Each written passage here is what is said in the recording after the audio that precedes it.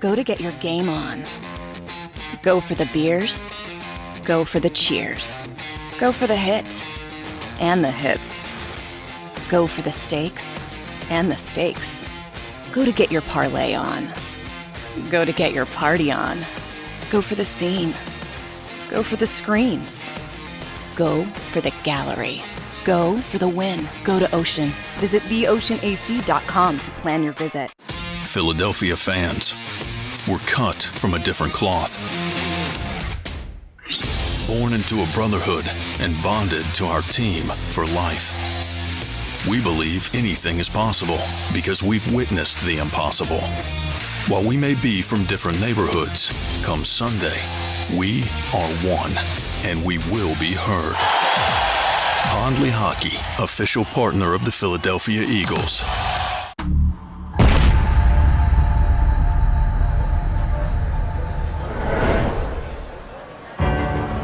Following the biggest offseason of moves and acquisitions by General Manager Howie Roseman, the expectations of this city have never been higher.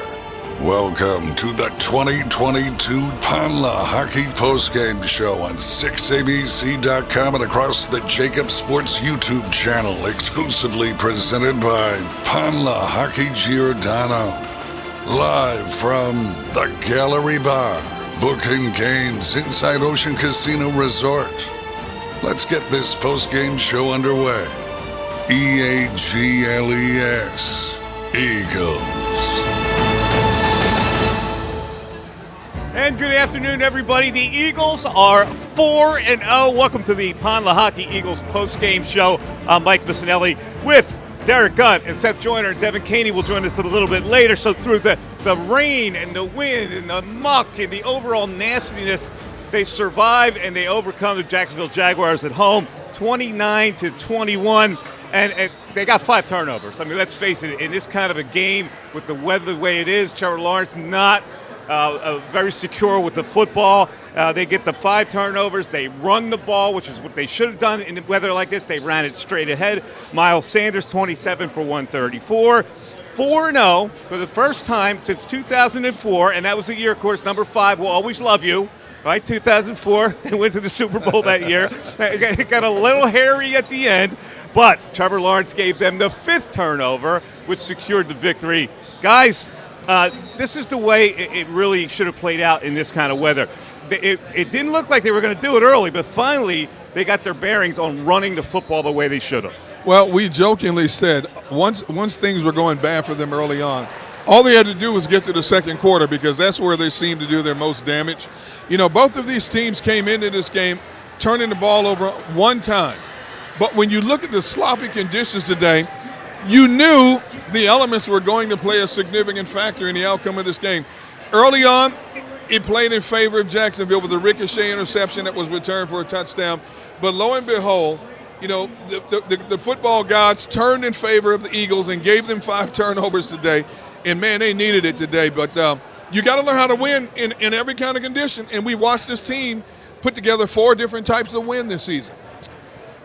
You know, this thing could have went a myriad of different ways. But it's funny because, you know, while we're watching the game, I'm watching this thing unfold. You get the tip interception, pick 6. Then they turn around, they drive down, they punch it in, it's 14-0. And I tweet right then and there and say, hey, listen, the Eagles for the first time this season are facing adversity. Let's see how they respond. If you're Eagles fans, you got to be excited about what you saw today because this team was in the hole 2 touchdowns and clawed their way out and scratched out a win in the game under really adverse conditions. I mean, there was opportunities for the offense to just lay down. Hurts, you know, didn't throw the ball particularly well today, but when he needed to make plays, he made plays. Miles Sanders got a workload like we haven't seen Miles Sanders get in a long time. And, Derek, I said in pregame, I said he may have to run the ball 25 times for them to be successful today. He ran the ball, 27 times? Yep. Let me get the numbers here. 27 for $1.34 and 2 touchdowns. Yeah. So, I mean, that's pretty darn big, you know, when you don't put that kind of workload, you know, on your running back. But, I mean, listen, if you're an Eagles fan, you got to be thrilled with where this team is. They're undefeated right now. Seth, I tell you, this was a classic example of the Eagles' offensive line being superior to a pretty good Jacksonville defensive front. The Jags are pretty good against the run. They're number 1 in DVOA, if you follow those kind of analytics coming into the game. And they lost 2 guys, and they had to put Driscoll in there, they put Opeta in there, and they still survived it. Well, it was never a situation where you had to put Driscoll or Pederson in a situation where they had to kick, 40 times in order for you to get back in the game. They were down early, which led to them being able to run the football, continue to run the football, stick to their game plan, which I'm sure that game plan adjusted just this morning. I mean, when you get to the stadium and you realize that the weather's going to be the way that it is, listen, you're not going to come out and have Jalen Hurts throw the ball 30, 35 times today. So because they got behind early, that gave them the ability to just continue to run the ball and stick to the game plan and only have Jalen throw the ball when they need to have him throw. 4 of their turnovers lead to 30 points, by the way. So every time that the Jacksonville Jags turned it over, the Eagles answered with a score, 3 touchdowns. They got the field goal there. They scored 20 straight points off of turnovers in a span there. And, Derek, you brought up the second quarter. You ready for this? They're 85-14 in the second quarters this year against their opponent, 44-0 in the last 2. So something's kicking in the second quarter for this team. What's that all about? You know what? They have to make adjustments. They're adjusting to what a defense is throwing at them. They go over to the sideline, they talk about it, they adjust their game plan. And once they adjust their game plan, a defense is unable to counter with it because of all the weapons this team has in the passing game and the running game. This particular game, they started out trying to run to the outside against this Jacksonville defense, and Seth and I are screaming, you can't run to the outside against this defense. They're too fast. Run straight at their defense. Once they start making that adjustment, they were starting to hit them right up the middle. That's when they started gaining chunks of real estate. Give Shane Steichen and Nick Sirianni credit once again, making adjustments on the fly that turned out to be so beneficial to the success of this team today. Trevor Lawrence, let's talk about him because I like him. I think he's going to be a really good player in this league. But today I think proves not ready for adverse conditions, not ready for prime time. Got a little skittish there, lost 2 snaps, got strip sacked twice, got baited into an interception by Bradbury on pressure from Gannon on that play.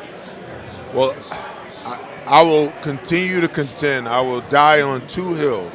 One of them is, even in today's world of the quarterback-driven NFL, you still need a running game. Most quarterbacks in the league still need a running game in order for them to be successful.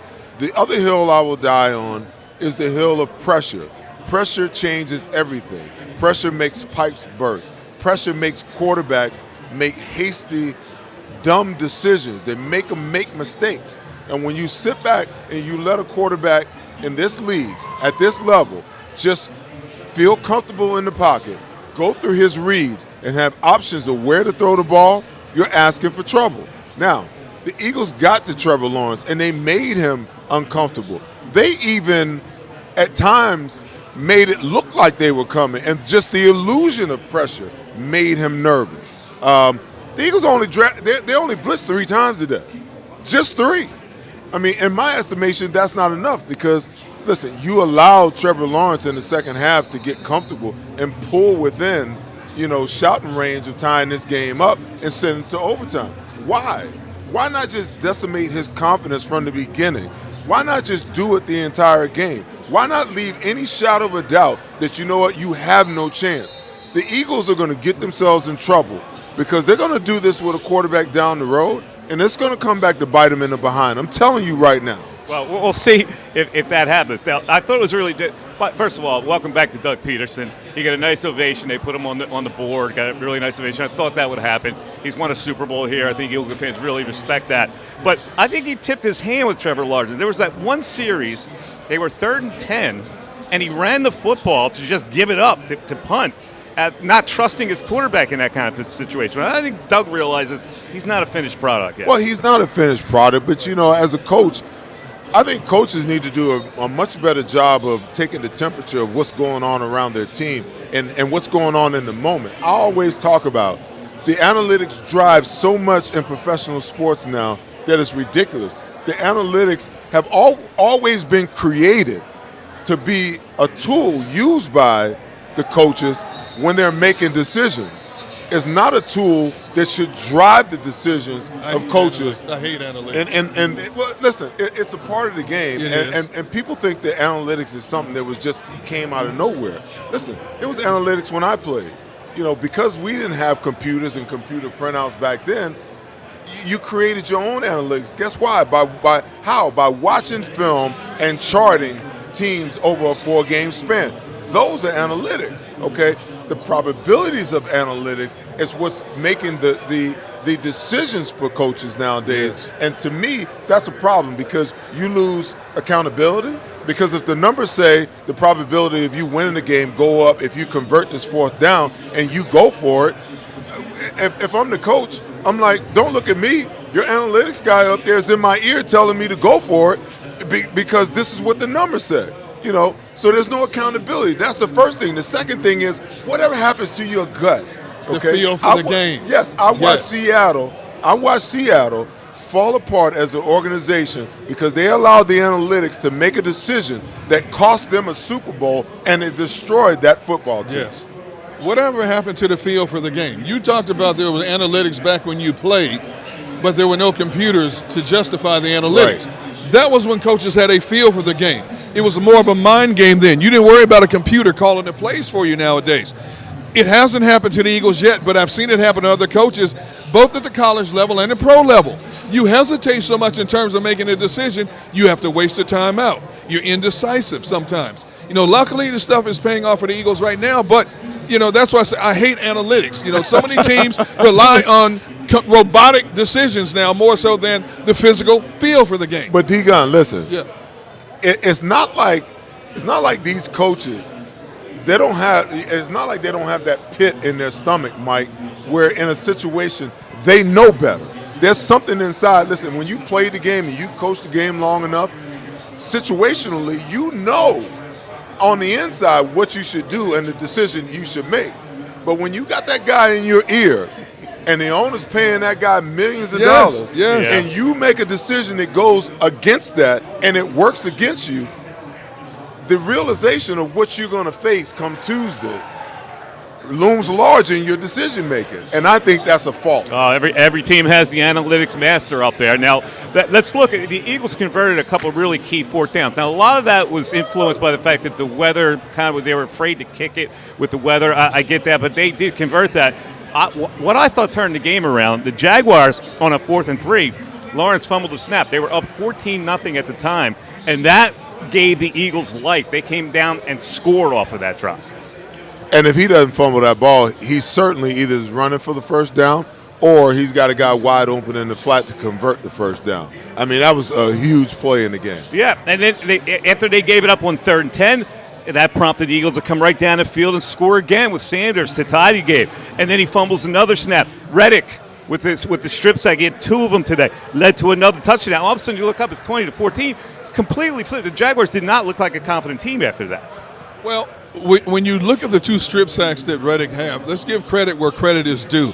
The guys on the back end holding up in that situation because Trevor Lawrence held the ball longer than he wanted to. Those were both timing situations. He had nobody open, and that 1 fraction of a second was the difference from him either completing it, throwing it out of bounds, or luckily for the Eagles, them stripping the ball, getting the ball in their favor on a short field, which led to them getting a couple of scores. So kudos to the guys on the back end as well for being able to hold up their end of the bargain today. Hey, Mike, yes, sir. And can I put this to rest before you ask me this question later on? Here we go. And before everybody on social media asks the question, is the Eagles defense that good, or is Trevor Lawrence just that bad? Come on, man. I'm going to tell everybody the same way I told you last week. You play who you play, and I'm not going to absolve the great player, this defense.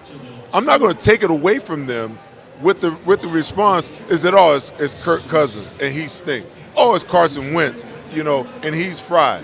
Oh, it's Trevor Lawrence, and he's a young quarterback. Listen, it's the pressure that this defense applied to these quarterbacks, okay, that caused them to make the mistakes that they made, and the Eagles capitalized on it, and that's why they're 4-0 right now. I'm not going to take it away from them, by saying that these quarterbacks and these teams that they're playing are that bad. No, they're forcing the issue. I'm totally with you there. I think Trevor Lawrence is going to be a good quarterback. I think he got a little nervous today under these conditions. I don't know how many conditions were like that ever that he played down at Clemson, right? But listen, they are what they are. They're 4-0 right now, and there's nobody that can complain about that. I have one complaint, however.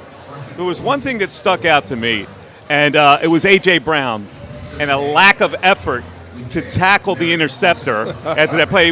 He was right there to line him up, and he just did not want to engage. That bugged me a little bit, Seth. Had to bug you.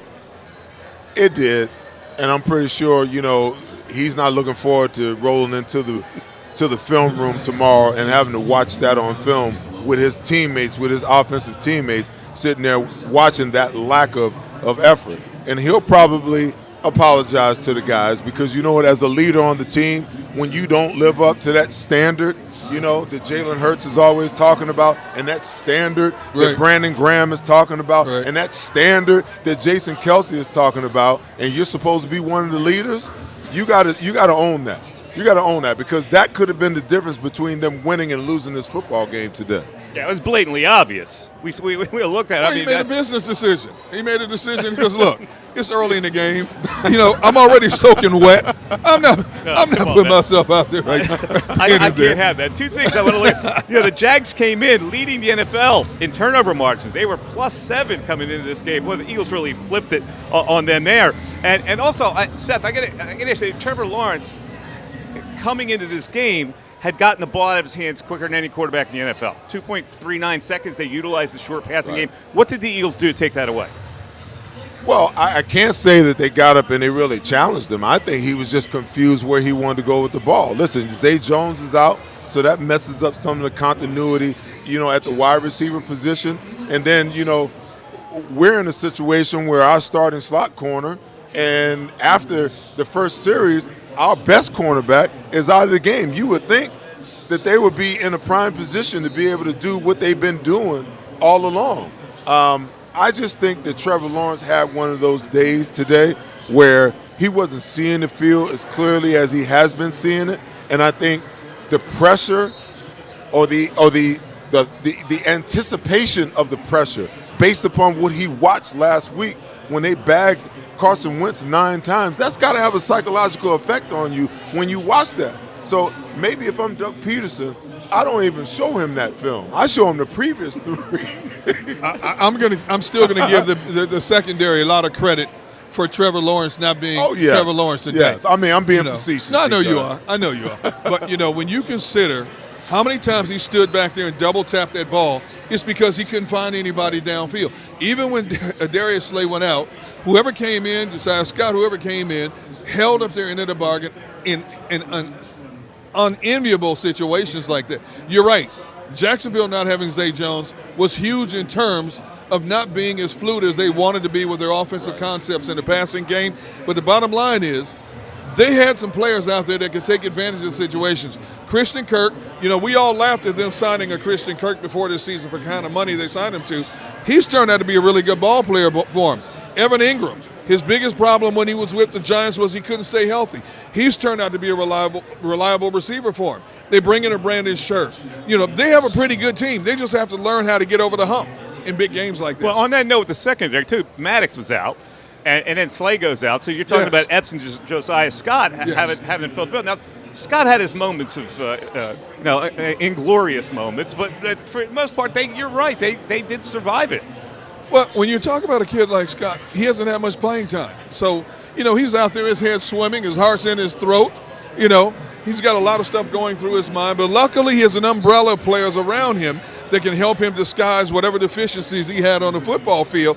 And the way they were controlling that line of scrimmage, especially from the second quarter on, it made his job a lot much easier. And once the Eagles bounced back, took the lead, they could play a little bit more looser brand of football. All right, much more to come on the Lehocky Eagles postgame show. We're going to hear from Lane Johnson coming up, and also Devin Caney and the Diamond Debate. We'll have all that, game balls, all that stuff. Stay right with us. It is the Lehocky Eagles postgame show. Back after this. At Pond Lehocky, we've recovered billions of dollars for our clients, and we're confident we can do the same for you. With over 250 years of combined courtroom experience, we've helped over 100,000 injured clients obtain some of the largest settlements in Pennsylvania. One conversation is all it takes to help you and your family get back on track. If you've been injured in an accident, give Pond Lehocky a call. Do you stream on a Roku, Fire Stick, Android TV, or Apple TV? Now you can watch 6ABC 24/7 with the 6ABC Philadelphia streaming app. The big story on Action News. Search 6ABC Philadelphia and start streaming today. Go to get your game on. Go for the beers. Go for the cheers. Go for the hit and the hits. Go for the stakes and the stakes. Go to get your parlay on. Go to get your party on. Go for the scene. Go for the screens. Go for the gallery. Go for the win. Go to Ocean. Visit theoceanac.com to plan your visit. Go passionately. Go fearlessly. Go confidently. Go Birds! Go confidently towards your goals with First Trust, Philly's hometown bank for nearly 90 years, and the official bank of the Philadelphia Eagles. We're focused on getting you over the goal line. So go with conviction, go with trust, Go Birds! and go forward with us by your side. First Trust Bank, the official bank of Philadelphia dreams. Oh, and go Birds.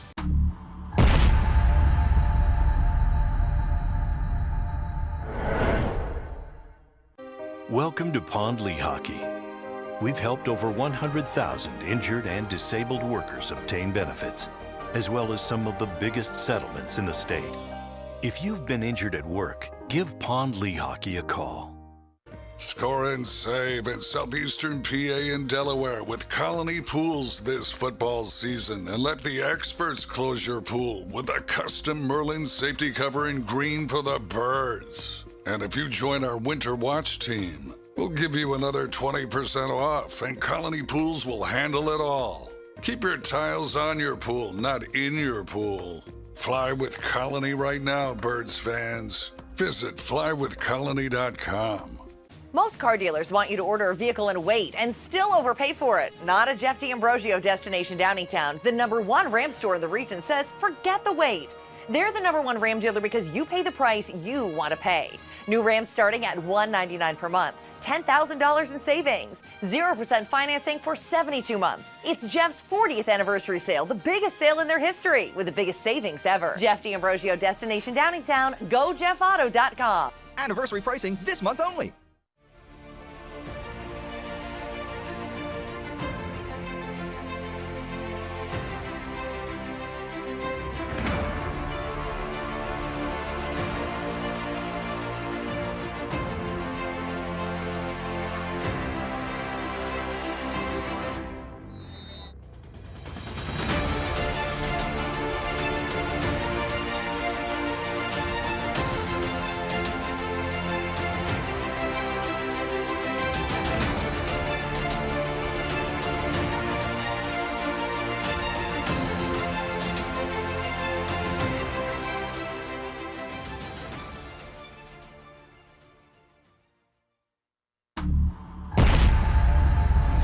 And welcome back to the Pond Lehocky Eagles postgame show. You're watching us on 6abc.com, JAKIB Sports YouTube. A miserable day in Philadelphia as Hurricane Ian streaks down the eastern seaboard. And how apropos, this segment is brought to you by DryTech Waterproofing. If your basement is flooded because of all this rain, call DryTech. Our special guest is calling from the locker room, where I hope the locker room's not flooded.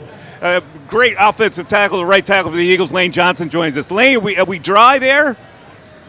Nah, I'm still got soggy socks and shoes. It was just some rough weather out there today. Lane, this was a Jacksonville defense that was giving up just 55 yards a game rushing coming into this game. You guys, obviously out of necessity because of the inclement conditions, you ran the ball 50 times for 210 yards. What were you initially thinking as you devised an offensive game plan? What was the strategic part of your running attack that you wanted to hit against this Jacksonville defense? With their 4 down, we had a certain style of plays that we wanted to run, a lot of inside zone. And they move to a more 3-4 and then try to hit them with some outside zone. I don't know. I just feel like we got on a roll and stay consistent with it. And some guys stepped up today. Jordan Malata was out. Jack Driscoll came in. Isaac was playing a hell of a game, and Sua came in and helped seal the deal. It wasn't pretty by no means. I felt like the first half we had to battle through some adversity, but I will say I feel like the second half we played a little bit better than what we have been the previous 3 games. So. I was proud of that. Hey, Lane, you guys, when you guys hit the second quarter, man, you just become electric. I mean, do you realize that you guys have scored 24, 24, 17, and 20 points in the last 4 games in the second quarter alone? What is going on with you guys' offense that you can't get going in the first quarter, but you have this explosion in the second quarter, and then you kind of coast through quarters 3 and 4? Yeah, I mean it's hard to explain. I feel like I don't know. I feel like we have been starting faster in the first half. First quarter is kind of a dud for us, has been, but I felt like. The second half, it wasn't pretty, but whenever plays needed to be made and first downs needed to be had, we answered the bell. It wasn't pretty by any means, but, we knew that they had a good defense coming in. We knew they had 2 good edge rushers and Allen and Walker and a good interior line as well as good linebackers. So, man, it was just, wasn't very good conditions as far as throwing the football, but, I felt like our run game took off whenever it needed to. And Lane, what is it like with these kind of conditions? How does that affect an offensive lineman going against a pretty good defensive front? Who has the edge there? Man, it's I feel like whenever it's raining outside, I feel like any lineman said that's a lineman's game because you want to run the ball more, and if you can, take control of the game through the ground. I feel like that's what we did. It wasn't pretty, but I feel like Miles had a heck of a game. I felt like Jalen had a heck of a game, and I feel like players stepped up whenever they needed to. Jack Driscoll, Sua, and that's why Stout's the best line coach in the league, man. He treats everybody as if they're starters. So.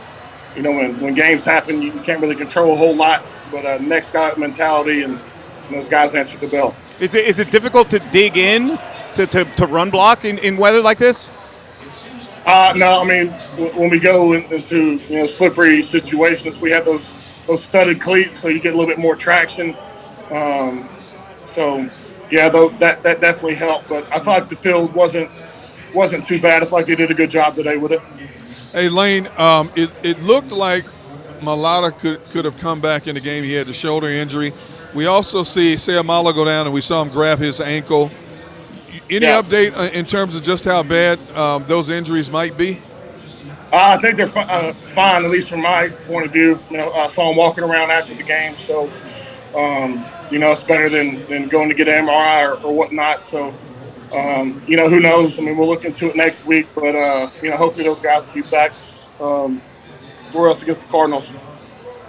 Lane, let me ask you about, the run game, because you guys had one heck of a day, running the football today. Do you feel like you're a better offense when you guys can establish the run game and then pass off the run? I mean, listen, Miles, he exceeded the normal amount of carries that he had today, 27 carries. Yeah. 134 yards for 2 touchdowns, a 5.0 yard per carry average. He normally doesn't carry the ball any more than 15, 16 times a game. I thought that he would have to carry it a lot more today. But from the perspective of an offensive line, what does it feel like when you just got it going? It's such a dominant thing, especially for a defensive player. The thing you don't want is the team running the ball down your throat. You guys ran the ball for 210 yards today. Yeah, when you do that, man, you can really control the clock, the time of possession, and whenever you're running the ball, you can wear them down, physically, It can eliminate the pass rush, and we knew today was going to be, a challenge throwing the football, considering the conditions. So, we leaned on the run game whenever we had to and answered the bell. But it was one of those games where you go out there, the wind's blowing, the rain just kept progressing. I feel like getting worse. So at times whenever we had to run it, we did. But really a lot of our work in the off season has been throwing the ball downfield. I feel like our identity last year was a lot of run and then sell it off the play action, and then like I said, we worked on a lot of the passing game during training camp and the off season. So whenever we had to throw the football, we can. But today was more of a lean on your line and the running backs type of day.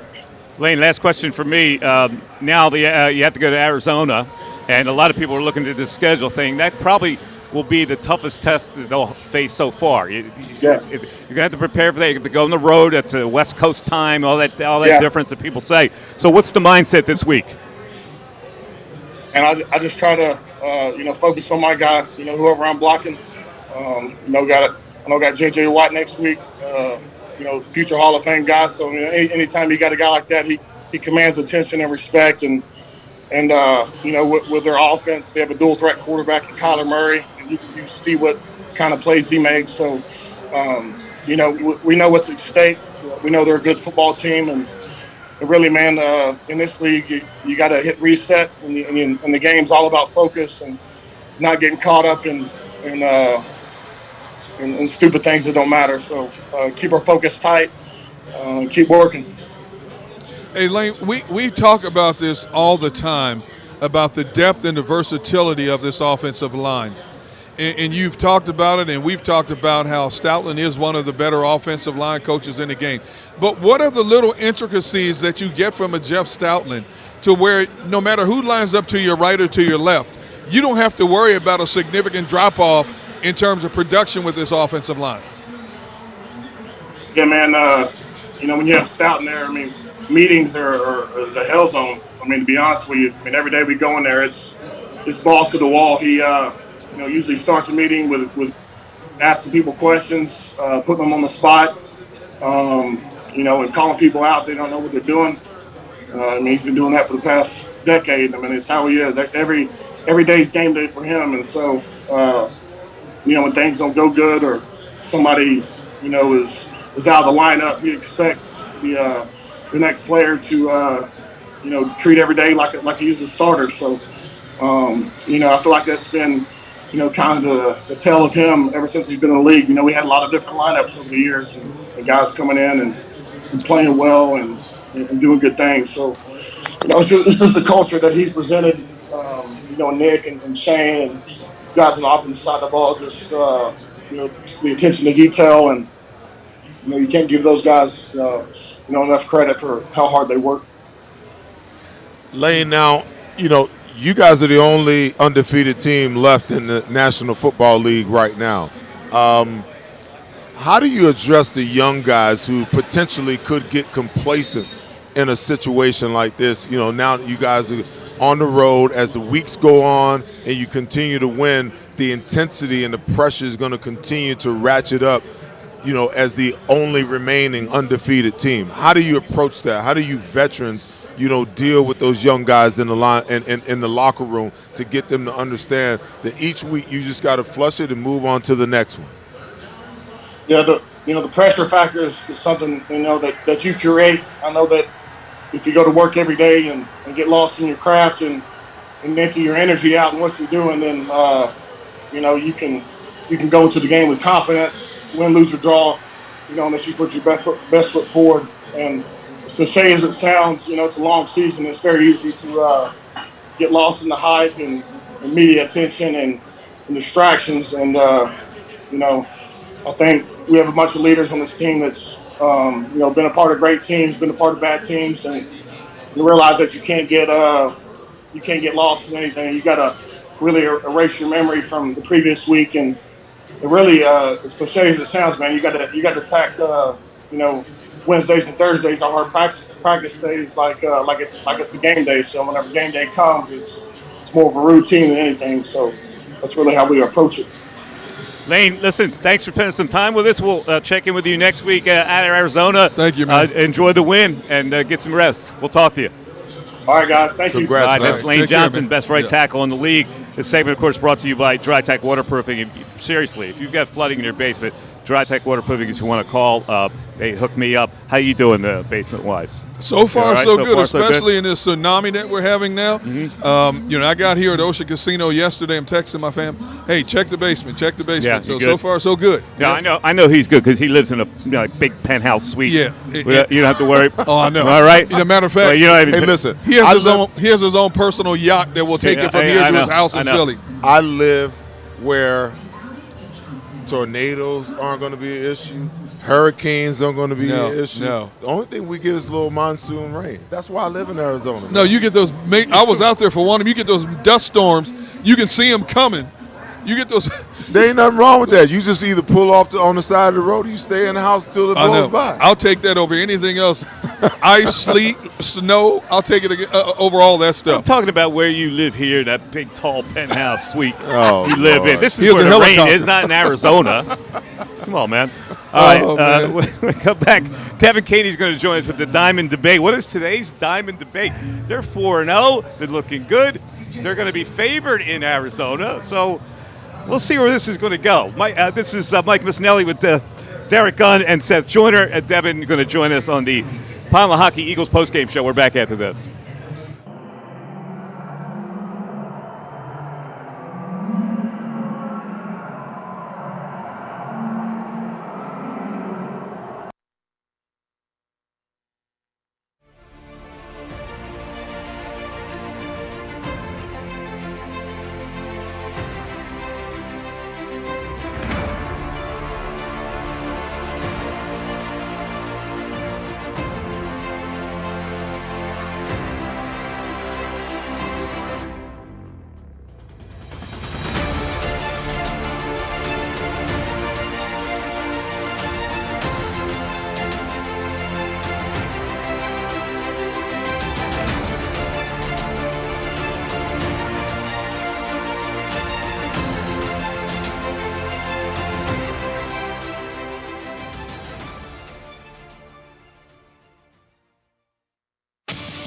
The greatest fans on earth. It's a bold statement, but would you expect anything less from Philadelphia?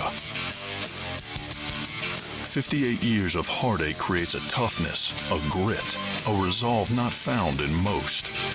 Sure, our prayers were answered, but now that we've had a taste, we're looking for more. Pond Lehocky, official partner of the Philadelphia Eagles.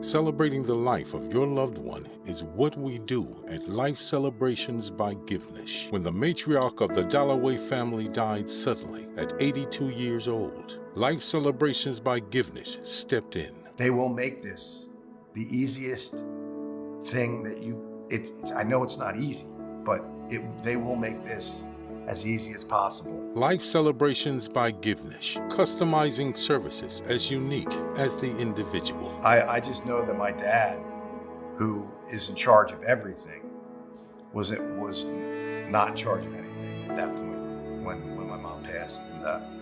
And again, just another shout out to this place for making it easy. Turning tragedy into a celebration of life, no matter how hard, is what we do at Life Celebrations by Givenish. Life Celebrations by Givenish, customizing services as unique as the individual. The faces you know, the team you trust. The Delaware Valley's leading news program, Action News.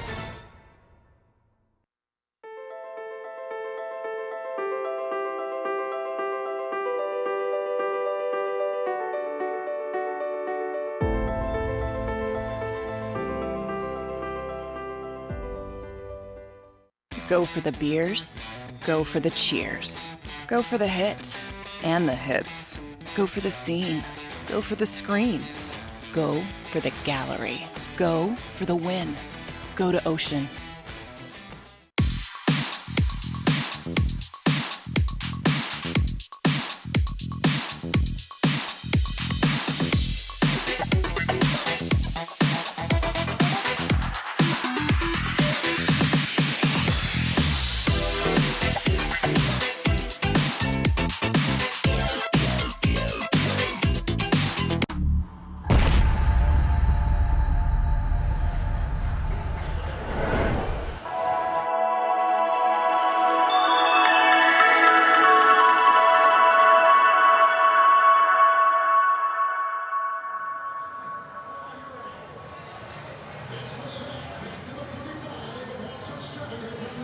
Welcome to the Lehocky Postgame show. I'm Devin Caney. Guys, joining you for our Diamond Debate. And today, my bling is right here, right on camera. No, I did not get engaged. I know you're all wondering.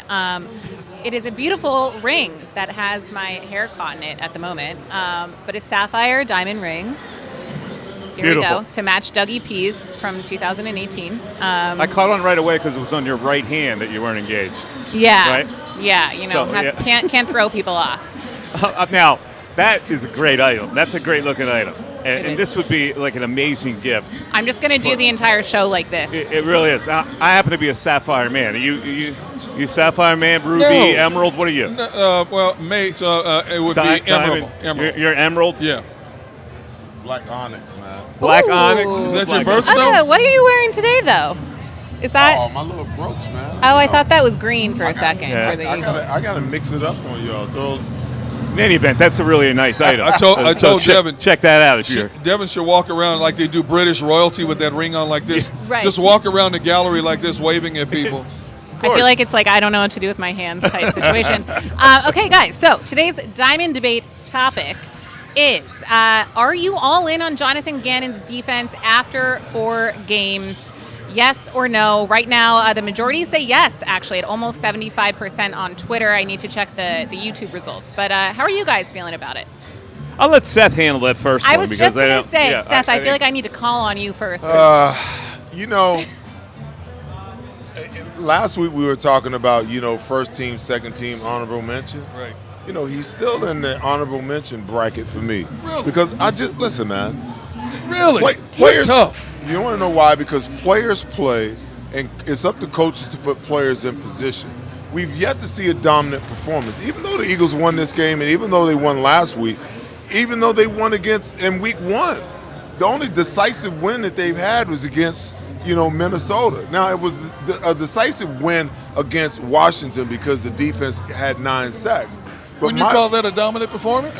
It was dominant. But my problem is, you have an opportunity to dominate the entire game.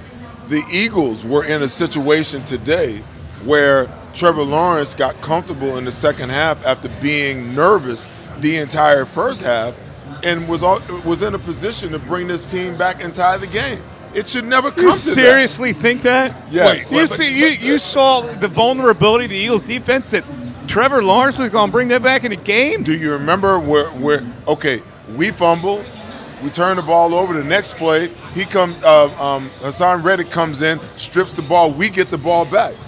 They're in a situation where if they don't turn that ball over right there, we still have a game on hand. Don't act like that this game was salted away. Hold it. Come on, man. Let's go the other way with this, right? They got a gift touchdown. Right, a gift touchdown to make it 7-0. No, it's not a gift. They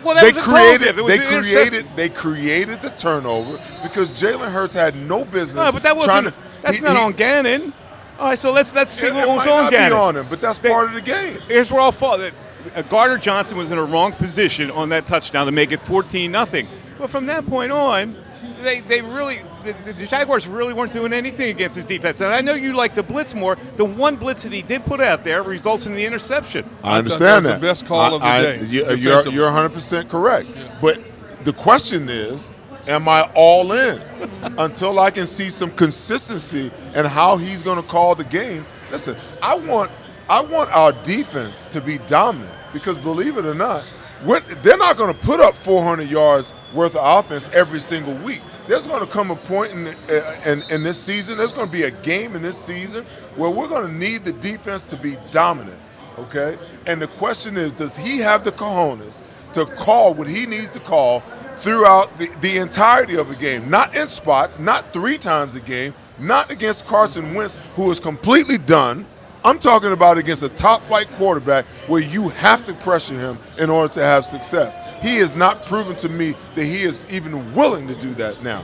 So yes, Devin, the jury is still out as far as I'm concerned. Okay. Well, isn't that part of the maturation of Jonathan Gannon? Because he has much better personnel to play with this year compared to a year ago. Well, that was his I think excuse he still last leaves. year. Well, but it wasn't an excuse. It was a valid Sure, it's point. an excuse. Last It year, was an excuse. Listen, I would have blitzed that team last year. Okay, but why would you blitz? Why would you blitz this year? Well, because whoa. you have better corners, better linebackers. Let me rephrase it. Uh-huh. The times that you blitz today, why would you blitz? Okay, you had your starting slot corner out. You had your all-pro corner out. Okay, so why would you blitz under those circumstances if the dynamics aren't any different? It's not the fact that you have players. It's the fact that you're creative enough to get a free runner at the quarterback, to force the quarterback into making mistakes, okay? And if you're smart enough and you're creative enough to do that, the personnel behind it doesn't mean anything. Okay, it really doesn't. Every game is a different situation. Some games call for more blitzing, some call for less blitzing. Now, you brought up the point early in this show that he only blitzed 3 times a day. I thought they were 3 extremely strategic type of blitzes. I think he felt that if his front 4 could just hold the line of scrimmage, let the back end do the work in this particular game. Last week, anybody could see you could blitz Carson Wentz all day, and he was going to duck and chuck. You know what I didn't enjoy? What? You know what I didn't enjoy today? Are you ever happy for 60 minutes? I'm always. Listen, what? It's my job to analyze. I'm Well, analyzing, yes. okay? What I didn't like, was a quarterback who you had on the ropes, yes, and you let him engineer a 4th quarter drive and put the ball in the end zone. And I'm going to use a word that you used earlier. It is a part of the NFL analytics that we see across the board in the NFL. How many teams get leads in the 4th quarter and allow teams to come back in games because they go to the doggone prevent defense and let teams get back in there? I hate that style of football, but that is epidemic across the league. How many aggressive defensive coordinators with great defensive players do not? They keep the pedal to the metal. They're very few. Okay, so let's become one. Because in this city, we've grown accustomed to defensive coordinators who think aggressively, who call aggressively, and therefore put their players in position to play aggressively and make plays. Listen, the Eagles were one of the worst teams in the NFL in turnovers and sacks last year.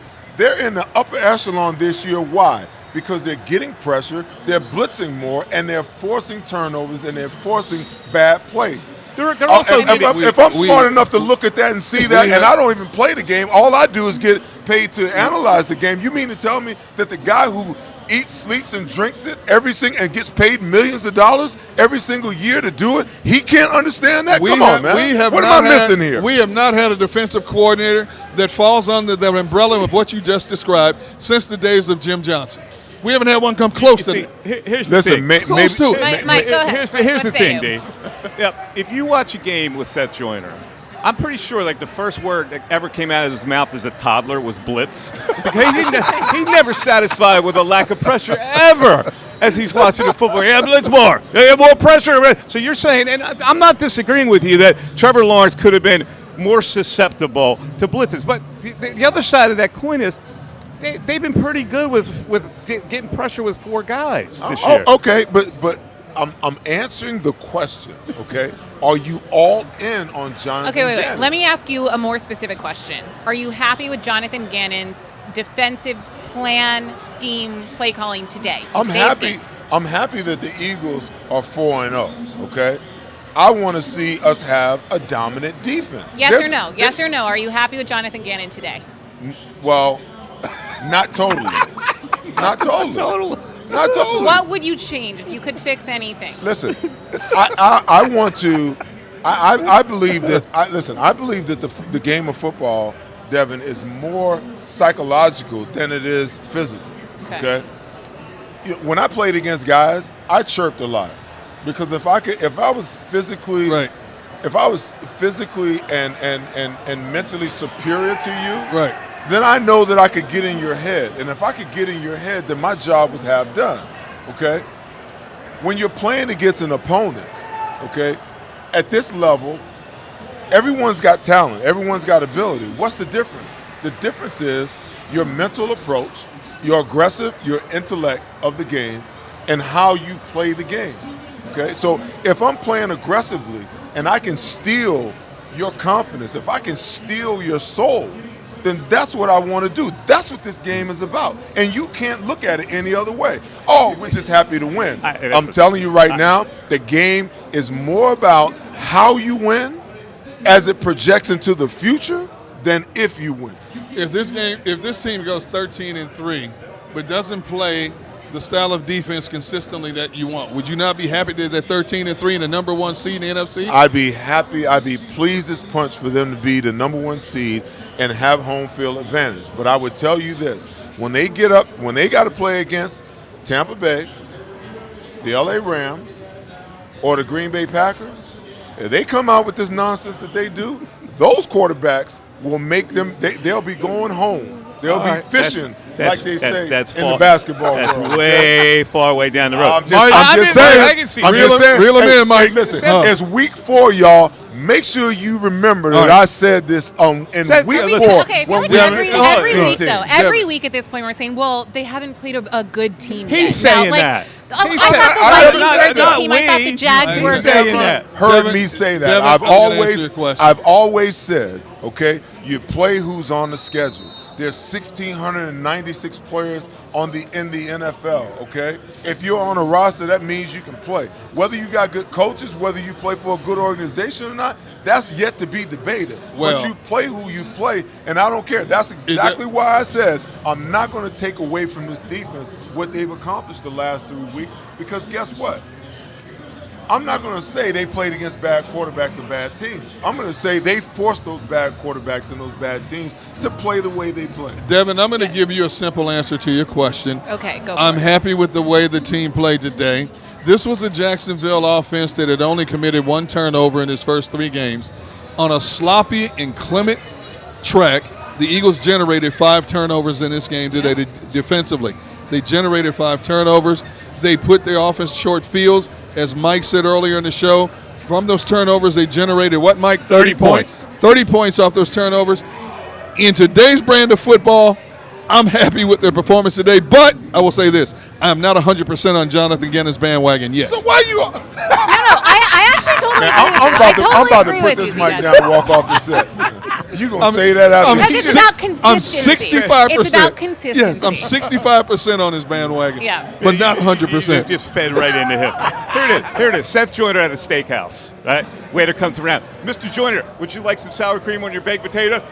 Whoops. I don't eat we got a blitz.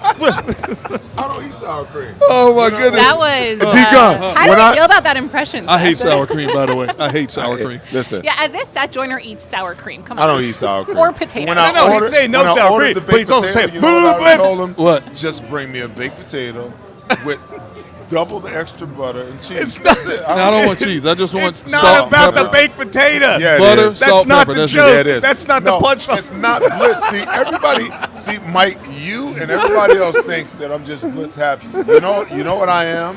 I am pressure. Oh, man. I am pressure adverse. Because I'm pressure adverse because I understand what pressure means in the game of football. And when you apply pressure, that's where you really pressure makes diamonds. Yep, okay? Pressure makes diamonds. It either makes diamonds or it cracks coal. Okay, and I want to see every single week: is this quarterback made of diamonds or is he made of cracked coal? And if he's made of cracked coal, I'm just going to keep on bringing the pressure. Well, I will say, I know watching the game with you, you point out when a quarterback, it's easy to get in their head, right? So we saw that in Kirk Cousins and Carson Wentz. You get in their head, you always say they're going to pass the ball to you. Trevor Lawrence does not seem like the type of quarterback, and I don't think the Eagles defense got in his head necessarily. I think it was a sloppy game just because of the weather and everything. And the fact that they were able to get 5 takeaways throughout this game, despite Trevor Lawrence being a good quarterback, in my opinion, is an improvement. So I think I'm in on Jonathan Gannon's defense for this game. Well, I will say this, okay? There's a difference between, the turnovers, okay? You get a strip sack, okay?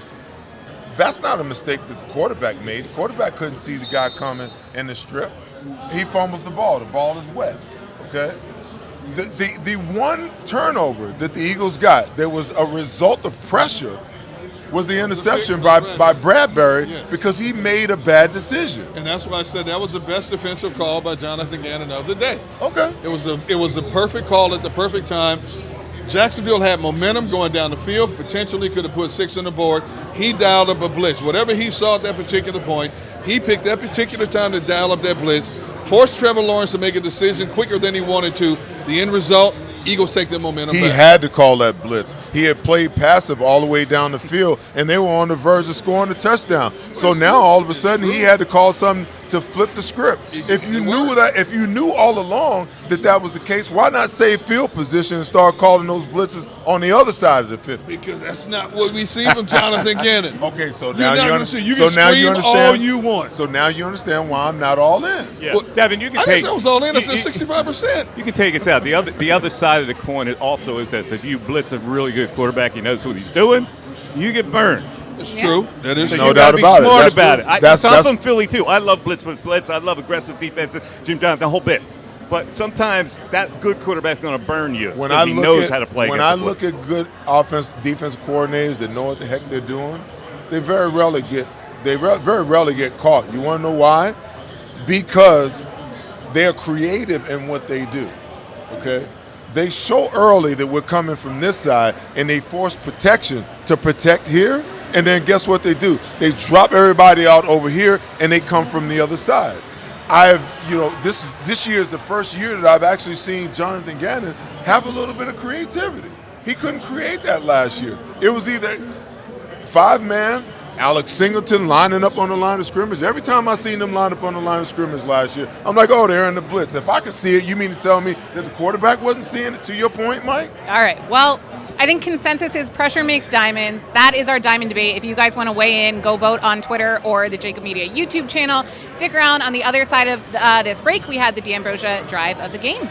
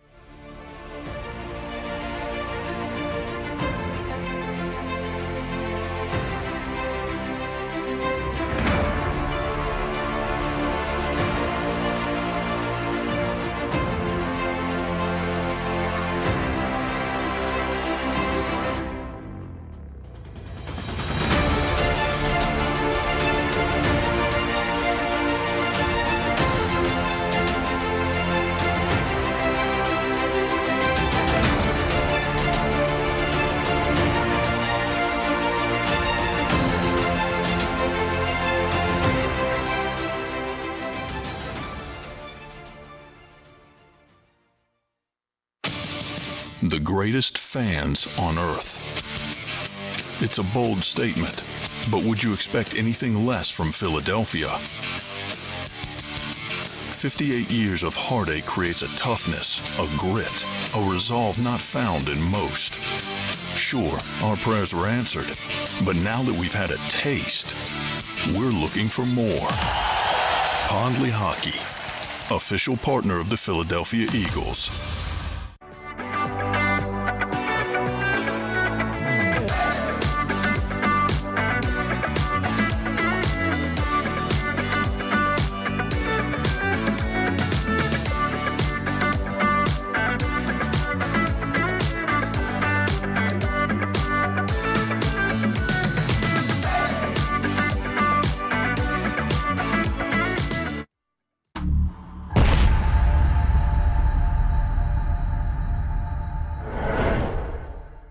Celebrating the life of your loved one is what we do at Life Celebrations by Givenish. When the matriarch of the Dalloway family died suddenly at 82 years old, Life Celebrations by Givenish stepped in. They will make this the easiest thing that I know it's not easy, but they will make this as easy as possible. Life Celebrations by Givenish, customizing services as unique as the individual. I just know that my dad, who is in charge of everything, was not in charge of anything at that point when my mom passed. And again, just another shout out to this place for making it easy. Turning tragedy into a celebration of life, no matter how hard, is what we do at Life Celebrations by Givenish.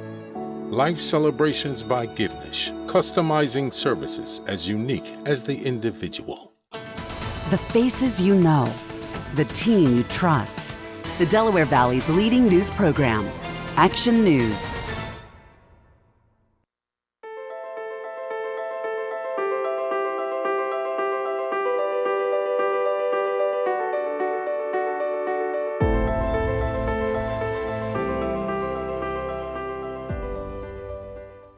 Go for the beers, go for the cheers, go for the hit and the hits, go for the scene, go for the screens, go for the gallery, go for the win, go to Ocean.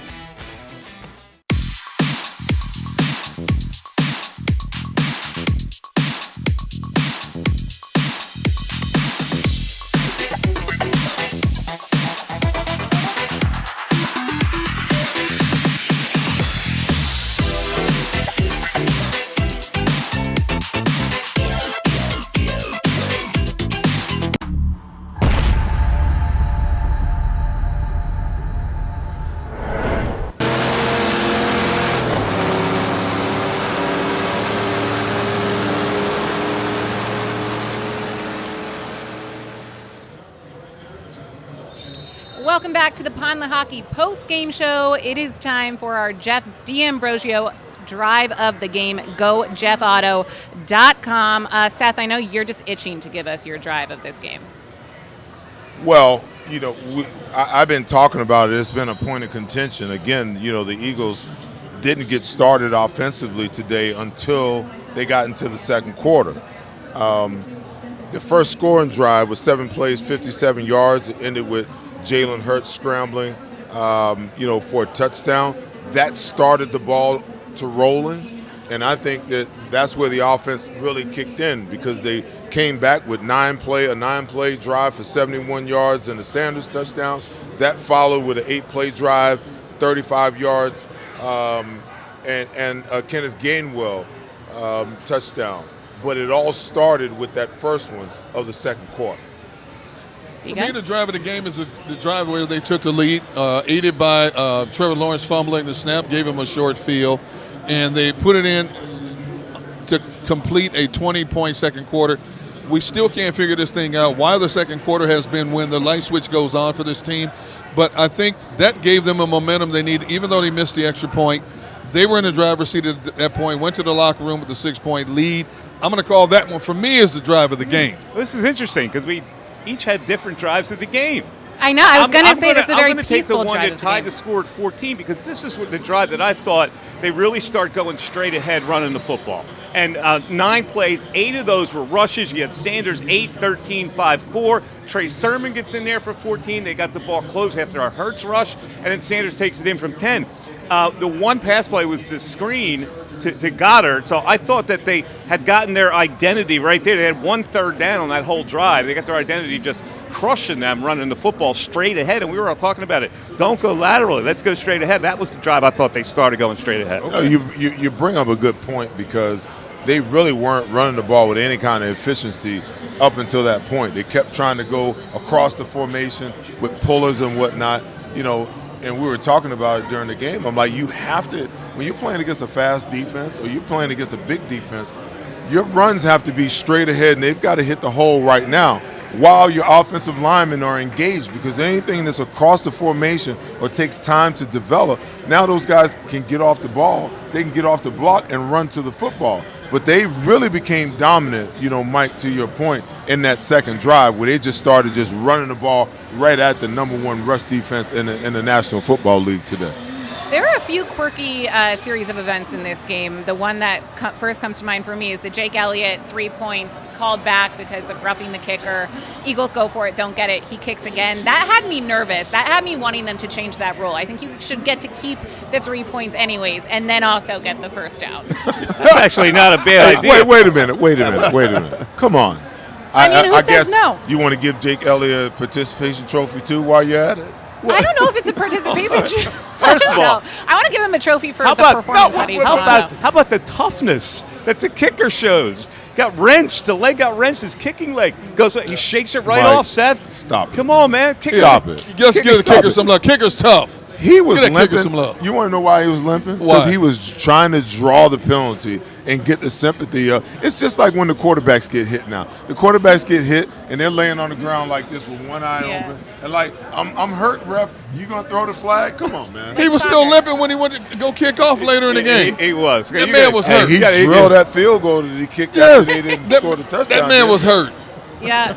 I like the idea, though. It's almost like hockey. You know, in hockey when they call delayed penalty, and then as soon as the other team, they bring an extra attacker on. As soon as the other team touches up, they call it. Yeah. Like if you score a goal when you bring in an extra attacker, you should get the power play also. Or it's even the same like thing. make it like in basketball where you can get 1 extra point. So maybe you get like a 3-point field goal, keep the points, and then you can kick again or Ladies go for and gents, it. the get a game is safety. soft enough. You guys need to stop this nonsense. Okay, but I say that I think my opinion Come on on, that. come on, Seth. My opinion on that speaks to how messy and sloppy this game was, mainly because of the elements, because of the weather, because I didn't trust Jalen Hurts in that offense. Not saying they played poorly all around, but I didn't trust them to punch in the ball in 4 downs. And they didn't. So. Well, listen, I'll say this. You know, when they went for it on 4th down early, instead of kicking taking the 3 points, we all talked about it because I would have taken the 3 points, but it worked out.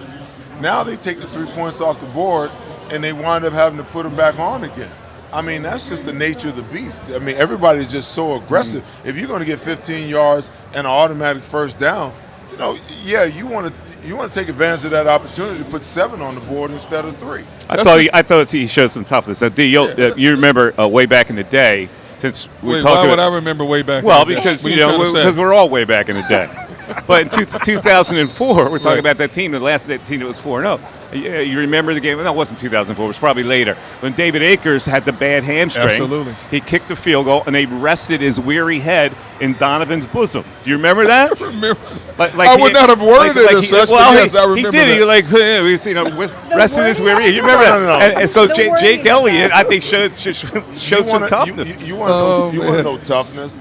Paul McFadden used to kick with no sock and no shoe on. Okay. Yeah. You know how many times he got hit on that foot? And there was a penalty, and he had to step right back in and kick it again. Yeah. Now that's toughness. Paul McFadden. Well, we going back to the square toe? Do you ever no, that would be. No, I know. That would be Tom Dempsey. He kicked soccer style. Oh my goodness. Okay, so you guys are not in favor of reforming that rule. Noted. No, they've already altered enough rules in the game of football to help the offense score points. You don't need to give them nothing else. Nothing else.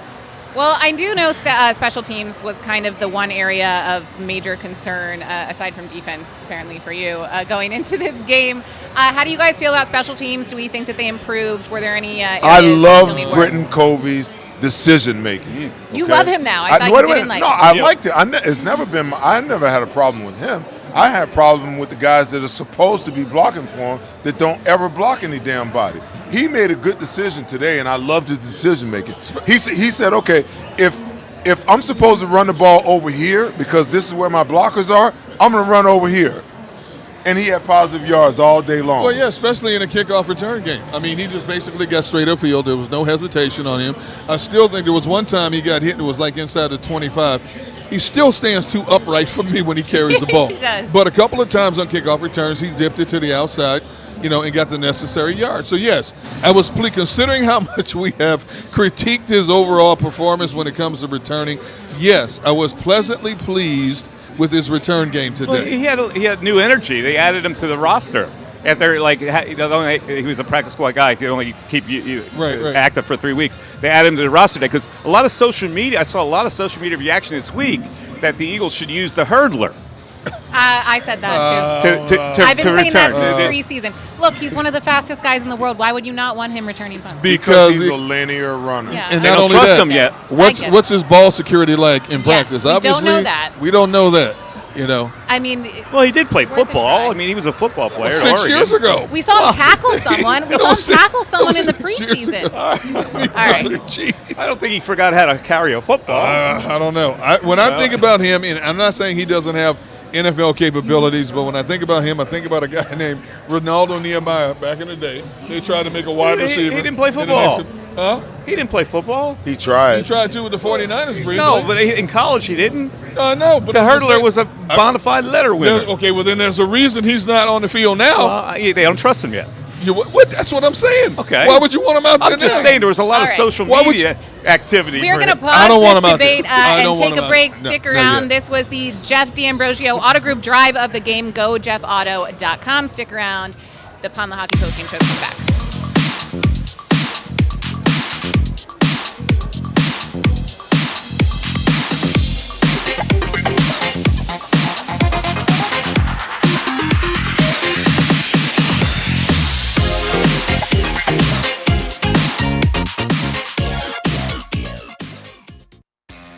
Go to get your game on.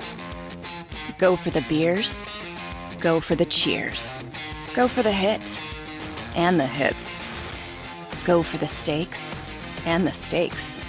Go to get your parlay on. Go to get your party on. Go for the scene. Go for the screens. Go for the gallery. Go for the win. Go to Ocean. Visit theoceanac.com to plan your visit. Philadelphia fans, we're cut from a different cloth. Born into a brotherhood and bonded to our team for life. We believe anything is possible because we've witnessed the impossible. While we may be from different neighborhoods, come Sunday, we are one, and we will be heard. Pond Lehocky, official partner of the Philadelphia Eagles. Go passionately. Go fearlessly. Go confidently. Go Birds!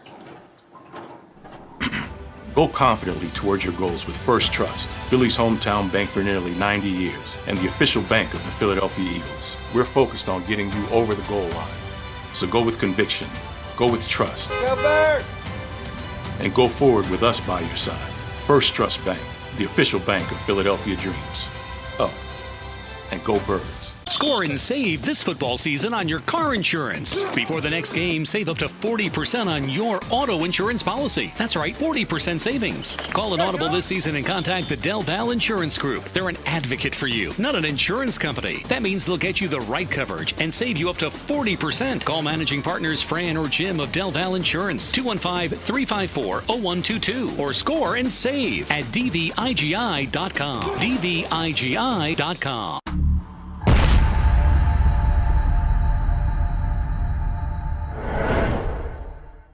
Most car dealers want you to order a vehicle and wait and still overpay for it. Not a Jeff D'Ambrosio destination Downingtown. The #1 Ram store in the region says forget the wait.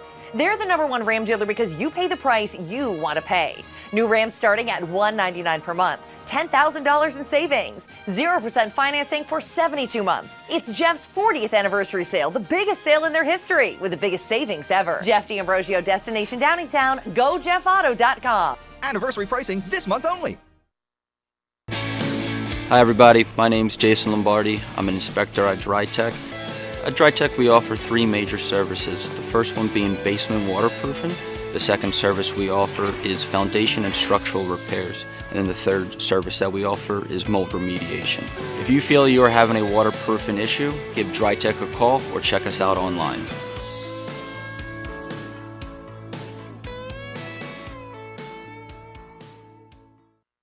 Welcome to Pond Lehocky. We've helped over 100,000 injured and disabled workers obtain benefits, as well as some of the biggest settlements in the state. If you've been injured at work, give Pond Lehocky a call. Go for the beers. Go for the cheers. Go for the hit and the hits. Go for the scene. Go for the screens. Go for the gallery. Go for the win. Go to Ocean. All right, let's go 200 jet Over the last 17 years, we've built a reputation of growing award-winning teams across the country. Staffing is not easy, but that's what we do every day, all day. The key to our success is storytelling, asking the right questions to find the right people. Hi, I'm Gary Kane, president of Kane Partners. We want to be your staffing partner.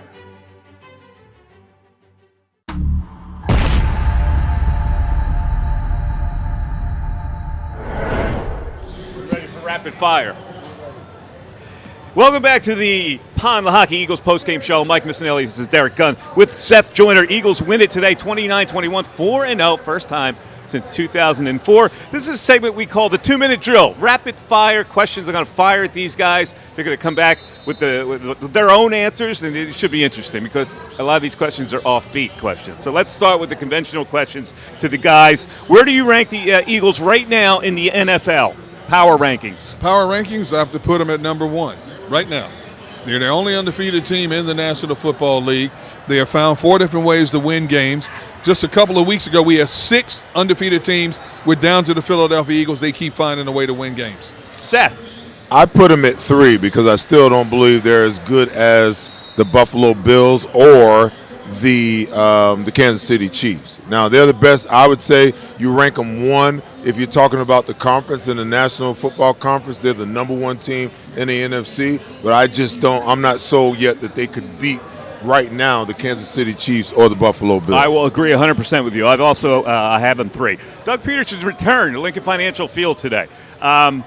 Is he appreciated enough in this city? And the piggyback question is, how do you feel about the statue of Doug and Nick Foles at the stadium? I think he's appreciated. I think we all saw at the beginning of the game, he got a standing ovation, tipped his cap, the whole thing. You know, hell, when I came back, they didn't give me a standing ovation. But then again, I didn't win a Super Bowl for him either. As far as, what was the second question? Second question was the statue. Oh, the statue. How do you feel about the statue being there still? You know, listen, I don't think the statue's going anywhere. I think the statue is more of a thorn in the side of Carson Wentz than it was, for anybody else. Hey, listen, the team hadn't won a Super Bowl in the modern Super Bowl era, 57 years since they had won a championship. That statue signifies that win, so I'm okay with it. The statue was commissioned by an independent company, not the Philadelphia Eagles organization. So the fact that those two, Nick Foles and Doug Pederson, came up with one of the most iconic plays in the history of this franchise, I'm fine with that statue right where it is. All right, Doug, overall, how you feel about Doug Pederson? Doug Pederson is a very good football coach. Obviously, he proved that when he was here in Philadelphia. He's got this team down in Jacksonville on the right track when they were considered a mess after what Urban Meyer put them through just a year ago. Trevor Lawrence is going to continue to improve. You saw what he did with a young Carson Wentz.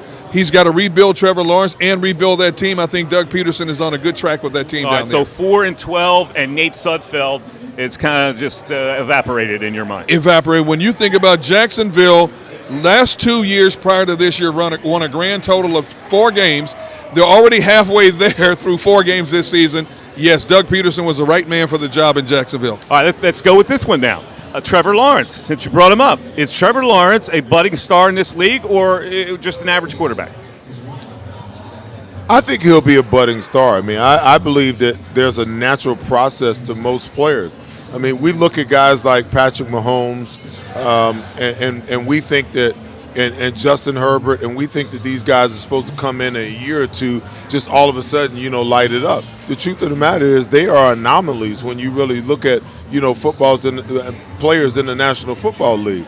I think most players normally take 3 years to develop if they don't have their development arrested by lack of play or injuries. By the time they get to their 3rd year, that's their takeoff point. If they haven't arrived by the 3rd year, there's a very good chance that they're not going to get there if they're not trending that way by the 3rd year. And I think in year 2, Trevor Lawrence is trending that way.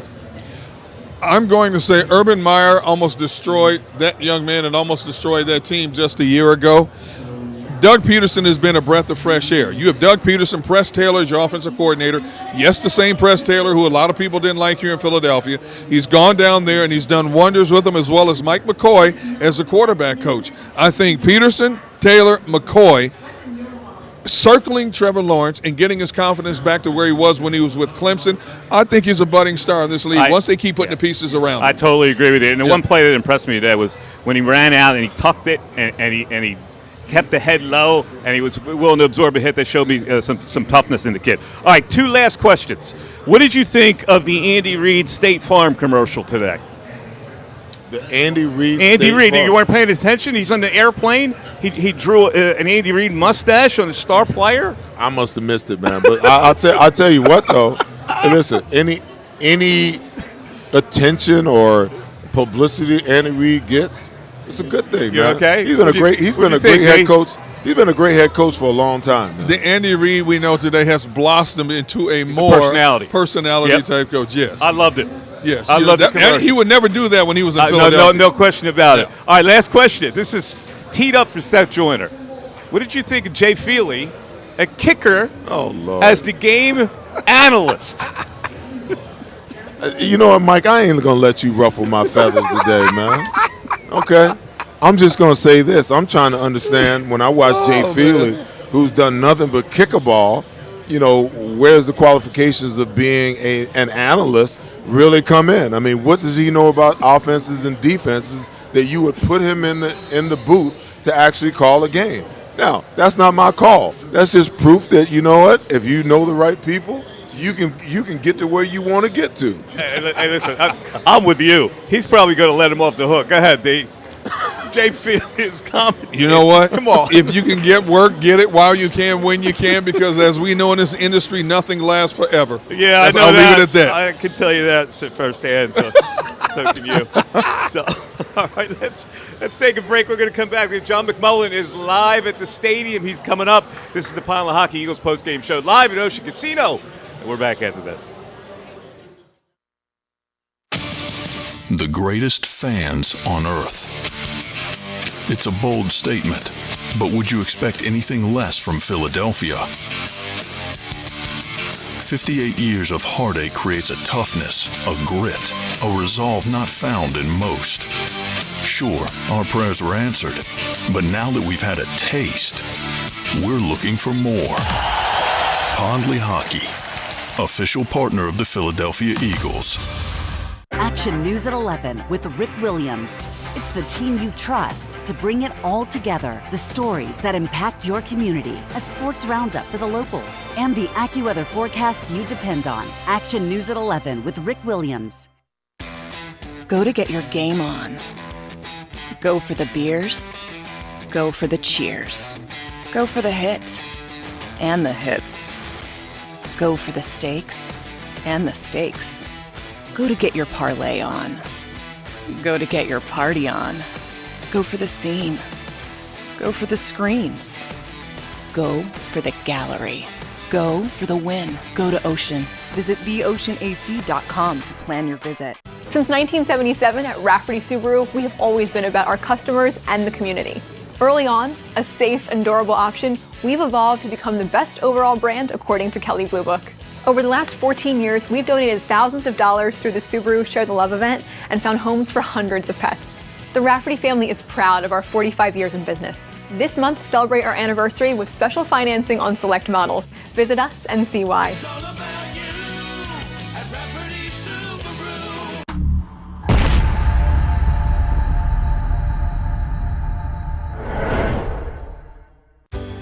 Go passionately. Go fearlessly. Go confidently. Go Birds! Go confidently towards your goals with First Trust, Philly's hometown bank for nearly 90 years, and the official bank of the Philadelphia Eagles. We're focused on getting you over the goal line. So go with conviction, go with trust, Go Birds! and go forward with us by your side. First Trust Bank, the official bank of Philadelphia dreams. Oh, and go Birds.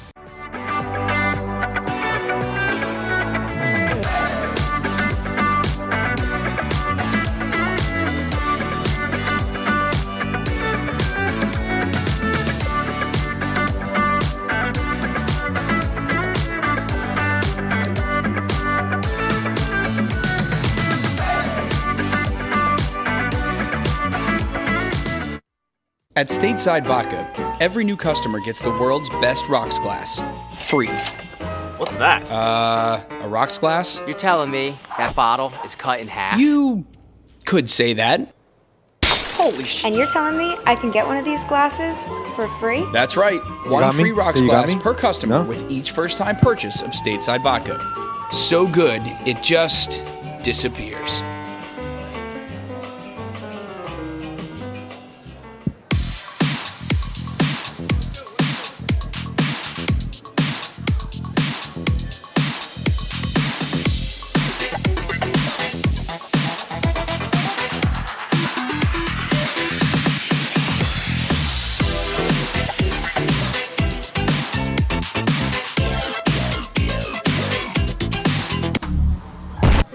At Pond Lehocky, we've recovered billions of dollars for our clients, and we're confident we can do the same for you.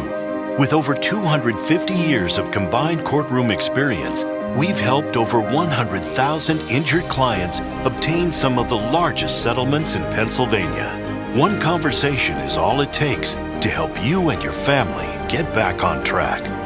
If you've been injured in an accident, give Pond Lehocky a call.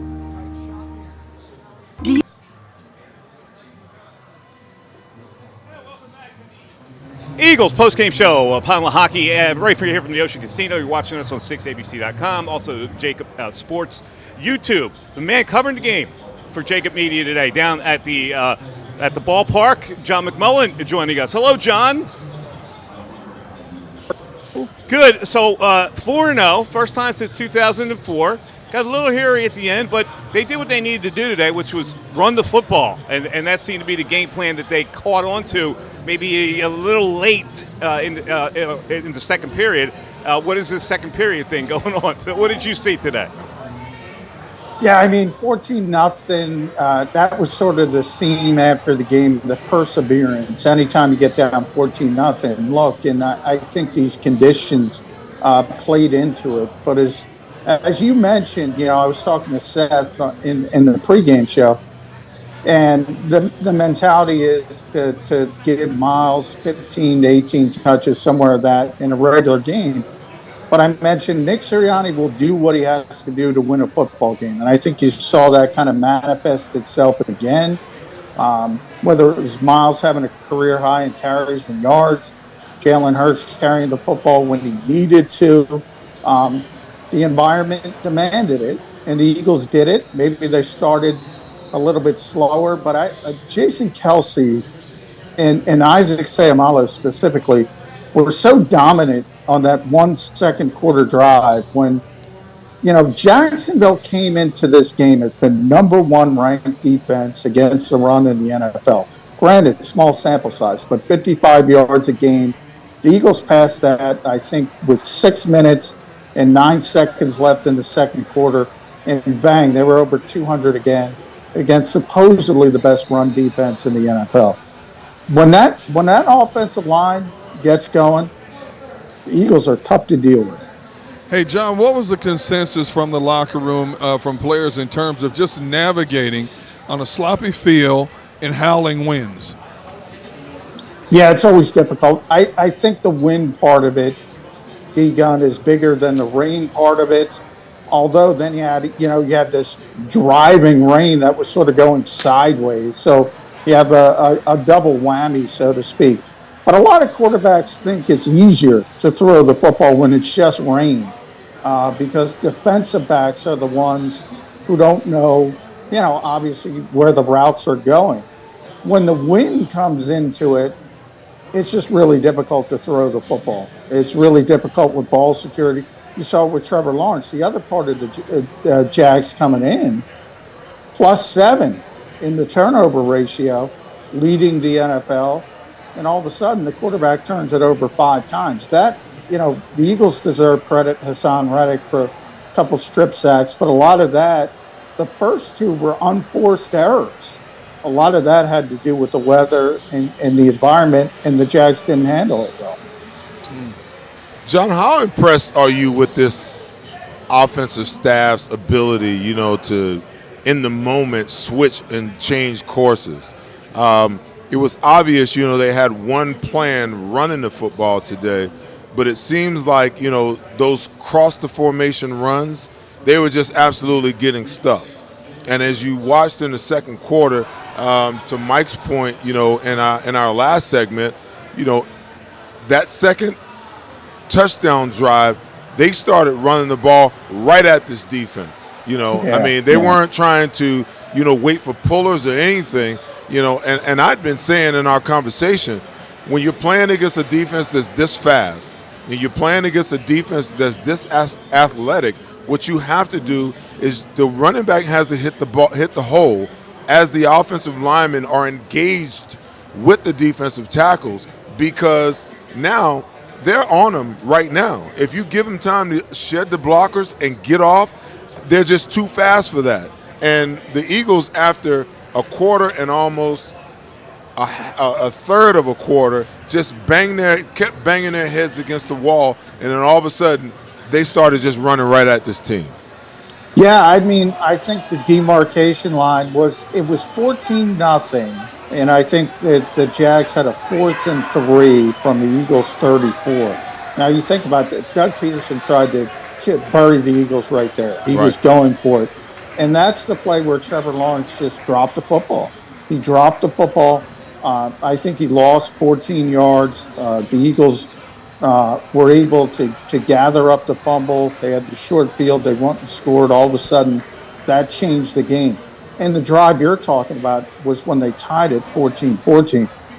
8 out of 9 plays on that drive were runs, and they went right at the heart of the defense, as you mentioned. And that's where Kelsey and Sayamala were just – it was that classic Jeff Stoutland double team surface block and just dominating. And they went right down the field running the football. And I think that drive, even though it just made it 14-14, I think that drive kind of stole the will of Jacksonville. And they kind of said, ooh, this is going to be tough. And, the Eagles ended up scoring 29 straight points before Jacksonville got back on the board. It was quite the turnaround. It's rare when you see one play completely turn around the football game. I think that's exactly what happened on that Trevor Lawrence. And I call it, I don't want to go all tennis on you guys, but I call it an unforced error. He was just flushing out right and dropped the football because of the rain. Yeah, he got a little skittish. Also, running it straight ahead, I think neutralized Josh Allen a little bit. But also, John, depth showed up today. Mailata goes out. They put Driscoll in the game. And Slay goes out. And they had to play Epps and Josiah Scott a lot. And Opeta had to come in. This is a pretty deep team, at least showed today. Yeah, I when I saw Jordan lead the game, I was a little concerned because Jack Driscoll's not a natural left tackle. Obviously, if you think about Andre Dillard's hurt as well, so you're down to your third left tackle essentially. He's barely taken any reps on the left side. He's always played right guard, right tackle. Maybe if it were a nice day, that would have affected the Eagles more. Maybe, in other words, if both teams were throwing the football all over the lots, maybe it would have shown up. So in a weird way, maybe this muck kind of helped the injuries on the offensive line because Driscoll can go straight ahead, Opeta can go straight ahead. But if they had the pass block, I would have been a little bit more concerned, if that makes sense. So I think that was, we have to look this week and see. Hopefully Isaac is okay. He got hurt later in the game. Jordan was out there in the third quarter trying to see if he could get back out there. So I don't think it's terribly serious, but we got to wait and see because those injuries could really affect this team going forward. Hey, John, unlike some people on this panel who won't give him their full due, I thought Jonathan Gannon called a pretty good game today. Considering the conditions, he didn't blitz as much as some would like him to. I'm not saying any names while we're sitting up here. Blitz. But I thought he blitzed when he had to. No blitz more important than the blitz he called that led to the Bradbury interception to take away momentum from Jacksonville, who could potentially have scored on that drive. Yeah, well, 219 yards, begun. This is 3 games in a row. This defense has played pretty well. And remember, 7 of those 21 points was a pick six. That's not the defense. Right. So you're talking about a defense giving up 14 points, and you could say, well, the environment, if you want to make that excuse. But as Hassan Reddick pointed out, they played in the same elements. The Eagles rolled up.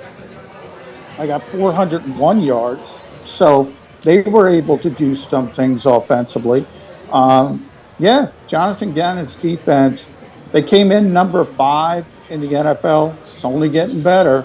So how high does he have to go before people start saying, maybe he does know a thing or two about defensive football? Well, you know I'm not going to let him get away with that, John. So we're going to stay right here, and I'm going to just kick the facts to you. Okay. Here we go. So Trevor Lawrence drops a ball inexplicably. Well, he dropped 2. So. Well, there you go. So if he doesn't drop those 2 balls, especially the first one, he's got a guy wide open in the flat. Yeah. Or he can run for a first down if he doesn't drop that ball. So that wasn't anything that Jonathan Gannon forced. The only turnover that you can really say that Jonathan Gannon forced was the blitz where Bradbury intercepted the ball, as they were going into the red zone. Other than that, you got Hassan Reddick that beat the tackle twice. One time he actually sacked the guy. The other time and stripped it. The other time he just slapped the ball out of Trevor Lawrence's hands. Okay, so is that scheme, or is that, a player making the play? It's a big difference. Now, the circumstances of what we saw as far as the weather and whatnot contributed to that. The thing I don't like is that he doesn't have an aggressive mindset. Okay, he let Trevor Lawrence, after Trevor Lawrence had a very lackluster first half. In the second half, he let him get going. On that touchdown drive, on that interception drive, they got down into the red zone before he decided to come. He only came after Trevor Lawrence 3 times today. See, I have a problem with the fact that you don't want to heat quarterbacks up when you've proven to yourself and everybody else the last 2.5 weeks that it works. So why are you playing so passive instead of being definitive about who you are and what you're going to present to these young quarterbacks who can't handle the pressure? Boy, now I'm going to have to defend JG, Seth. I didn't want to have to do that. But, Trevor Lawrence completed 11 passes today. I mean, I don't know. This is the modern NFL. Now, granted, you're right. The conditions play into that. But, I mean, as a defensive coordinator, he's got to understand what those conditions are. And maybe this is an opportunity where you don't have to risk things on the back end. Oh, because, by the way, you don't have Avonte Maddox. Of course, by the way, Chauncey Gardner-Johnson's still learning how to play safety. So this is a perfect environment to sort of maybe, Christian Kirk, the biggest playmaker from a wide receiver standpoint. I think he had 2 catches over 9 targets. Now, you're right in the fact that Trevor Lawrence, and I mentioned that play, that's a completely unforced error. But then you go later in the game, Seth, they had that third one quarterback sneak that he also fumbled. Arguably, that's an unforced error as well. And then he fumbled 2 other times and he threw the interception. He was rattled. He was rattled. Part of that is this is a guy who hasn't been turning the football over. Jacksonville was +7 coming into this game, number 1 in the entire NFL. So I do think the Eagles had him rattled. I do think he was worried. I do think that causes some of the things. But where I will agree with you 100%, and you know this better than anybody, and Nick Sirianni says this all the time, show me a good coach and I'll show you good players. You can't be successful without good players. So, yeah, did Hassan Reddick make plays?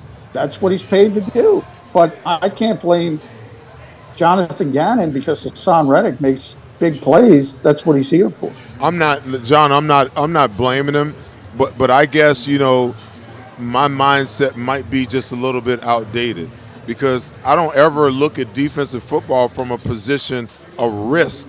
I look at it from a position of forcing the issue. We live in an era now where offensive coaches, they dictate to defensive coordinators by personnel and the rules of the game and everything else, they dictate to you who and what you can be.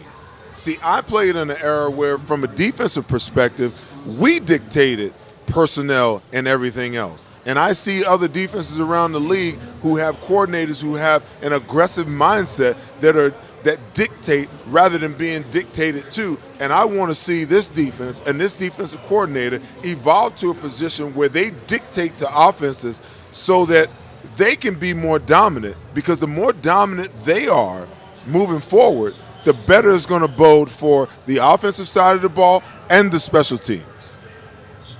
Yeah, and I think you're right. I think everything is contextual. In different areas, you could be more aggressive. But as I said, we're talking about 30 teams as a larger view. And if you're number 3, whatever the Eagles are this week, because they're going up from number 5, if you're number 3 of 32, contextually, that's pretty good. Now, it's still a small sample size, but we're starting to get into a larger sample size. We're through 4 games. So the point is, if you compare what the Eagles defense is doing against the other 31 teams, they're well above the mean.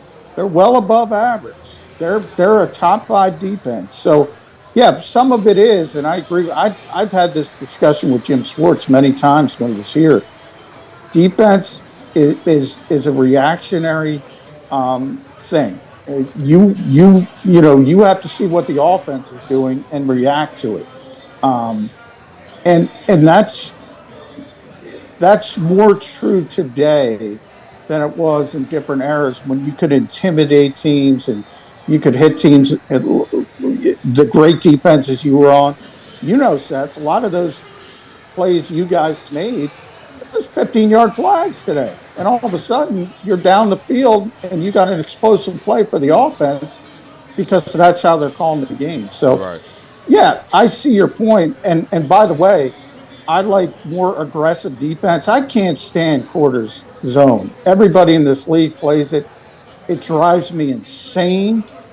But, they're up against it from a defensive standpoint. You can only play with the rules you're given, and it becomes more difficult for the defensive side, it seems, every single season. John, just a couple things that I had to quibble with today, and one of them was, I talked about it earlier, A.J. Brown with a who for what effort on the interception. But late in the game when they're trying to salt the game away, they go for it on 4th and 3, did not make it and give Jacksonville the ball. Of course, he coughed it right back up to him, which preserved it. But would you have kicked a field goal there? Yeah, I would have kicked a field goal. I mean, and we asked Nick about that after the game, and he didn't want to answer the question, which is a little bit of a surprise because they won the game. So it's sort of like a footnote at this point. But I think because he knows he made a mistake and he didn't want to really discuss it. Look, they were great on 4th downs until they weren't. And 4th downs giveth and they take it away. You saw it.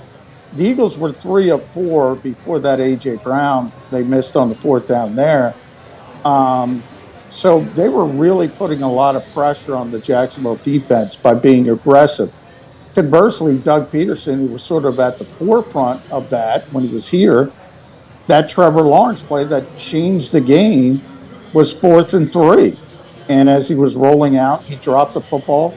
You go from 14-0 to think you're going to put this game away to, oh no, here come the Eagles back. So that's one of those things. I do like that the Eagles are aggressive. I do think it puts incredible pressure on the defense.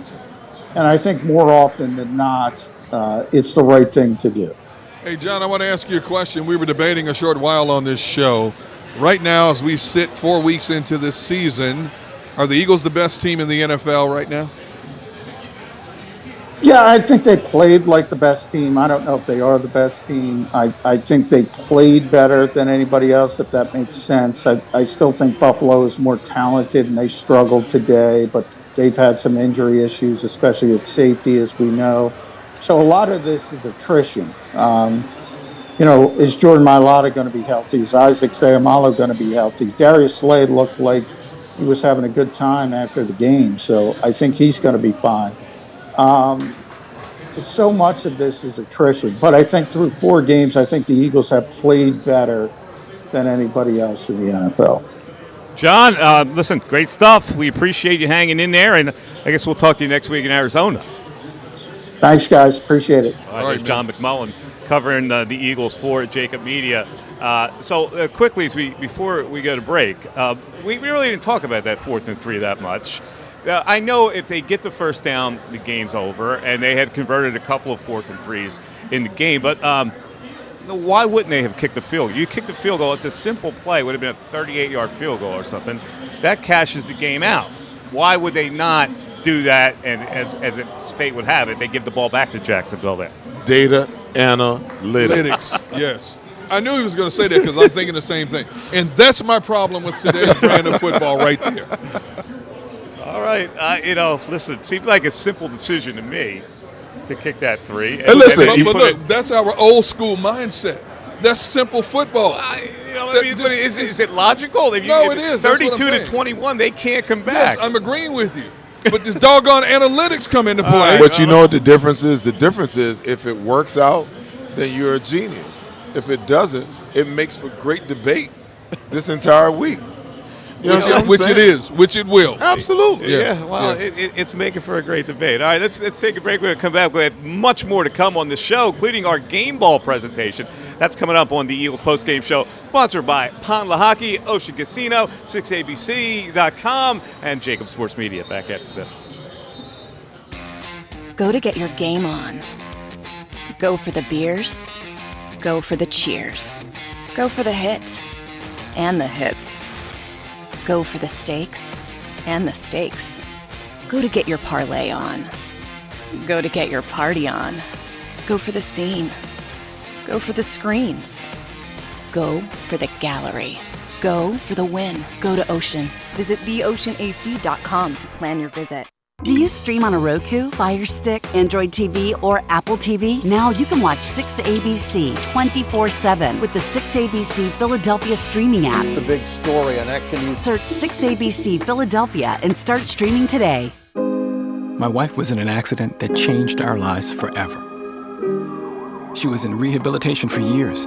She had to learn to walk again. She couldn't take care of herself. We couldn't afford a nurse. We were running out of options. One conversation with Pond Lehocky changed everything. They understood what we were going through and immediately helped us navigate the legal process. We can't thank them enough. Pond Lehocky. Tell us your story.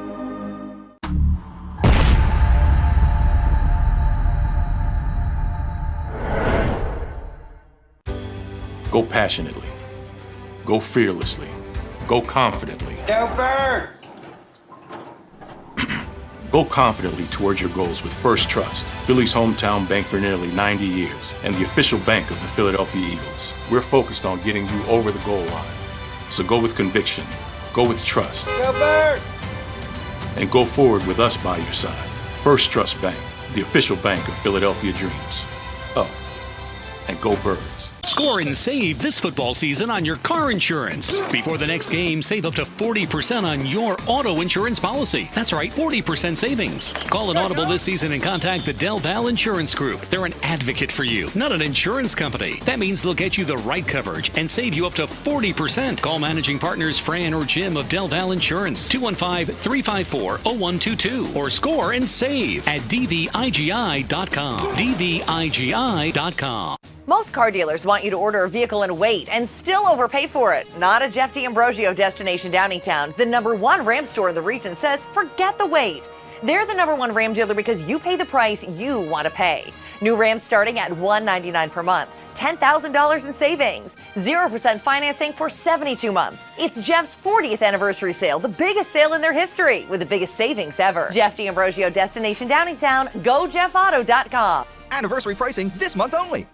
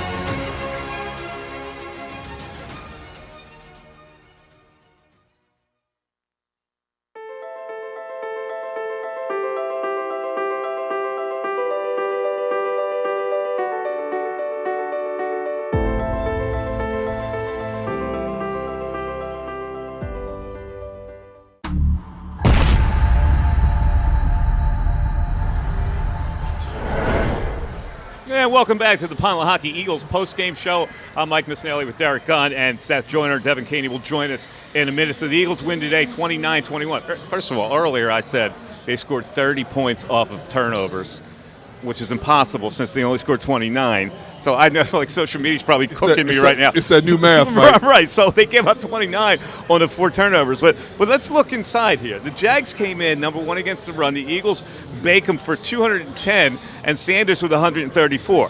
The Jags came in with a +7, best in the league turnover route margin, and they give it up 5 times today. The Eagles had some injuries. They used some depth pieces, and it didn't matter. So at worst, the number 3 team in our power rankings, and it could be even higher.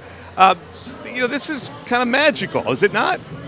When you look at this roster, the way it's constructed compared to most teams in the NFL, especially when you talk about the trench play, Howie Roseman loves to build his team from the inside out, offensive and defensive linemen, and he's done an incredible job of doing that over the last couple of years. And then you look at the strategic pieces he's added by way of free agency, and what he's built now is close to a complete team. There's still a lot of football to be played. They still have to sidestep a lot of possible injury aspects like a lot of teams have gone through already. But right now, this team is a complete football team when it comes to offense, defense. Now, the special teams is like that old commercial. It's not just a job, it's an adventure. That special teams has a long way to go before you can breathe easy about this team being a 3-phase team. Seth, what are we talking about here?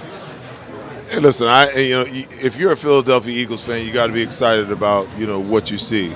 I tweeted when they went down 14-0. For the first time this year, this Eagles team is facing some adversity. Let's see, how they climb out of this hole. Sure enough, they not only climbed out of it, but superseded everything else that came along with it, the injuries and the replacement players that had to step in. And they were still able to be efficient and effective in every phase of the game, even when you throw in the weather. They endured, and we talked about the weather being a war of attrition, just trying to figure out how you're going to hold on to the ball and how you're going to, catch the ball and throw the ball and not fumble the ball away. And obviously, the Eagles did a much better job at that than, the Jacksonville Jaguars today. But all of those things are positives for this football team. And it's things that they can continue to build on. And I'm sure when we hear Jalen Hurts, in his press conference, he'll say, we still haven't played our standard yet. Yeah, and that's what you expect from Jalen Hurts. But they were down. They seemingly were a little down and out today. The weather messing things up. They were down 14-0. Interception return for a touchdown, and all of a sudden the Jags give it back. Trevor Lawrence fumbles a snap on a 4th and 3. Gives the Eagles life. They come down and they score on that drive to make it 14-7 with Hurts rushing in from the goal line. Then the Jags give up on a 3rd and 10. They run the ball. They punt it back. It was a bad punt. The Eagles had decent field position. They come right back down the field, running the football 8 of 9 times, and then finally another fumble snap, a Reddick strip sack that led to a go-ahead touchdown. So 20 straight points off those turnovers, all in the second quarter, by the way. 85-14, the Eagles have outscored their opponent in the second quarter. 44-0 in the last couple of games, which is amazing. And, of course, they're 4-0 for the first time since the 2004 season. What more can you ask? Is it a perfect product yet? No. But it's a lot more fun when you're learning and fine-tuning things when you're winning more so than you're losing, and nobody is winning more football games right now than the Philadelphia Eagles in the National Football League. We will hear the coaches tell us, as they do each and every week, there are still things we need to improve on, things we need to get better at. But the fact that you're learning these things and improving these things with an unblemished record right now, I'll take that any day of the week. All right, let's bring in Dr. Bruce Grossinger, because we had a couple of injuries in this game, which forced the Eagles to play some backup players who survived quite well. The biggest concern, I guess, is Jordan Mailata, and of course Slay went out. Mailata with the shoulder. What was Slay? I feel like he was shaking his hand. What was Slay's? Still haven't got clarification. Still haven't got clarification. Yeah. All right, Dr. Bruce, talk to us about the Mailata injury and the Slay injury from what you can see. Good evening. Great to talk to you guys. Another great win. The Slay injury was a forearm injury, and it was similar, I guess, to Andre Dillard, who had a more severe form. Dillard's still out. The hope is that this is just a soft tissue injury and with some therapy, he might be back for Arizona next week. The Mailata injury, again, he was diving, if you recall, it was the pick six, and he's a big guy, and he dove, and his arm was extended, and as far as we know, it's a soft tissue injury. Again, the two types are the AC sprain, much like Bryce Young, the quarterback of Alabama. He's day-to-day. Also, a rotator cuff tendonitis are possibilities. The fact that x-rays are negative for Mailata is a really good sign. It means that he did not have a humeral fracture, and he did not dislocate or separate his shoulder. So both of them, in your opinion, would be goes for next week? Well, it's a hypothetical. If they're hypothetically soft tissue, I would say so. With Sayamalu, that injury, to me, is potentially more concerning. Doc, when we look at the Sayamalu injury, we saw him grab his ankle, and you could tell he was grimacing in pain. When you're a body that big and you're relying on your wheels like that, even though Lane Johnson told us earlier in the show that, he appeared to be fine, he's walking around, what are some of the things you have to be cautious with when you're talking about especially offensive, defensive linemen with ankle injuries? Yeah, and Lane himself, as you recall, 2 years ago, was plagued with foot and ankle injuries for the whole year, and, he's been great since that time. Let's not forget the Dallas game where Sayamalu was carted off the field with a foot and ankle problem and missed the whole season. So I'm always concerned when I see aggravation or re-injury. I'm not sure if it's the same foot and ankle, but again, big Landon Dickerson, all 340 pounds, rolled up on Isaac. So again, the fact he's walking around and he's not getting medical attention, again, would be a good prognostic sign. Hopefully it's just an ankle strain. Doc, the play, I'm sorry, you go ahead. No, I was going to ask him, of all the injuries that happened today, and even the Boston Scott injury that he was deactivated for, and the Avonte Maddox, which one really concerns you the most long term? Because we seen Jordan Mailata on the sideline, testing the shoulder, see if he could go back. He looked pretty good, but they held him out. You got Isaac Sayamalu and Lane Johnson saying that he's walking around the locker room, he looks pretty good. It's just a different era of football where guys just wouldn't tape an aspirin on it and get back out there like we used to do back in the day. But some of these players are integral parts of really what makes this team so uniquely good and so uniquely different. I'm concerned moving forward because they were relatively injury-free through the first 3 weeks, and now you've got about 5 starters that could potentially be out of the game next week. Which one are you most concerned about? I'm most concerned about Avonte Maddox, frankly, especially in that last drive when Jacksonville scored. They basically, the slot receiver torched the backup, I guess it was Josiah Scott, and, there's no real comparison between the two. Also, take a look at the position. Just a D-back, just to have mobility and speed and to be able to cut, move the hips. So Avonte Maddox, I haven't examined him, but that would be my most concerning from a football standpoint. Well, let me answer about a couple things in this game. One was Jalen Hurts getting blasted at the goal line, and we said, oof, that looks like a jolt, a hit, and I'm going to get to in a minute to the Tua situation.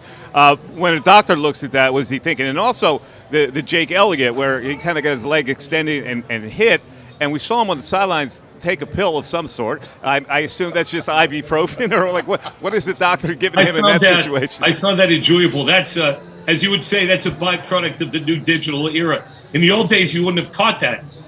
But I presume, hopefully, it was just ibuprofen. But the great camera work, catching him, with a bottle of water and throwing down some pills, and he made the kick. So I guess there was a little, as they say in golf, there was a little swing oil in some of those pills. Yeah. Well, okay. So let me get to, since we have you here, because this is taking over the NFL, this controversy. A lot of people are talking about the Tua situation and going from the one game to the next, and the independent evaluator gets fired over this. What is your take on this whole situation, and how bad does it make the NFL look? Well, ironically, I was at the game. I think all of this started with the hit in the Bills game. And Tua was knocked, he hit his head down, and he had something called gross motor instability. Mike, you saw him staggering around. Last week, I alluded to Deshaun Jackson. To me, that was a clear sign of concussion. He should have gone into a 5-stage concussion protocol. There's a lot of upheaval this week, and it's big news. But if they would have put him into concussion protocol, he wouldn't have returned to the game. The fact that Tua came back 5 days later and was slammed to the turf and literally had a fencing response where his fingers were disinhibited, that's really very concerning from a neurological standpoint. And there's an entity called second impact syndrome having to do with deregulation of the neurotransmitters, a liberation of glutamic acid, and a lot of bad things when you have a concussion within 1 week of another. And obviously, the way in practicality I think it's going to play out, I think all teams are going to be more conservative. And eventually, they're supposedly going to be amending the concussion protocol. But that's going to have to deal with the collective bargaining agreement. It's going to be a chess match between the league and the Players Association. But practically, I don't think you're going to see somebody with gross motor instability staggering around and returning to play 15 minutes later. I think that'll be the upshot of the Tua situation. Dr. Bruce, thanks for the info. We appreciate it. We'll talk to you next week. Thank you. That's Dr. Bruce Groslinger from Philadelphia, shedding some light on the injuries today, of course, the Tua situation, which is it's really a sad situation, and we'll continue to follow what how the NFL reacts to that. We're gonna. What's that? Hey, listen, I can tell you where it's going because the NFL isn't happy about it.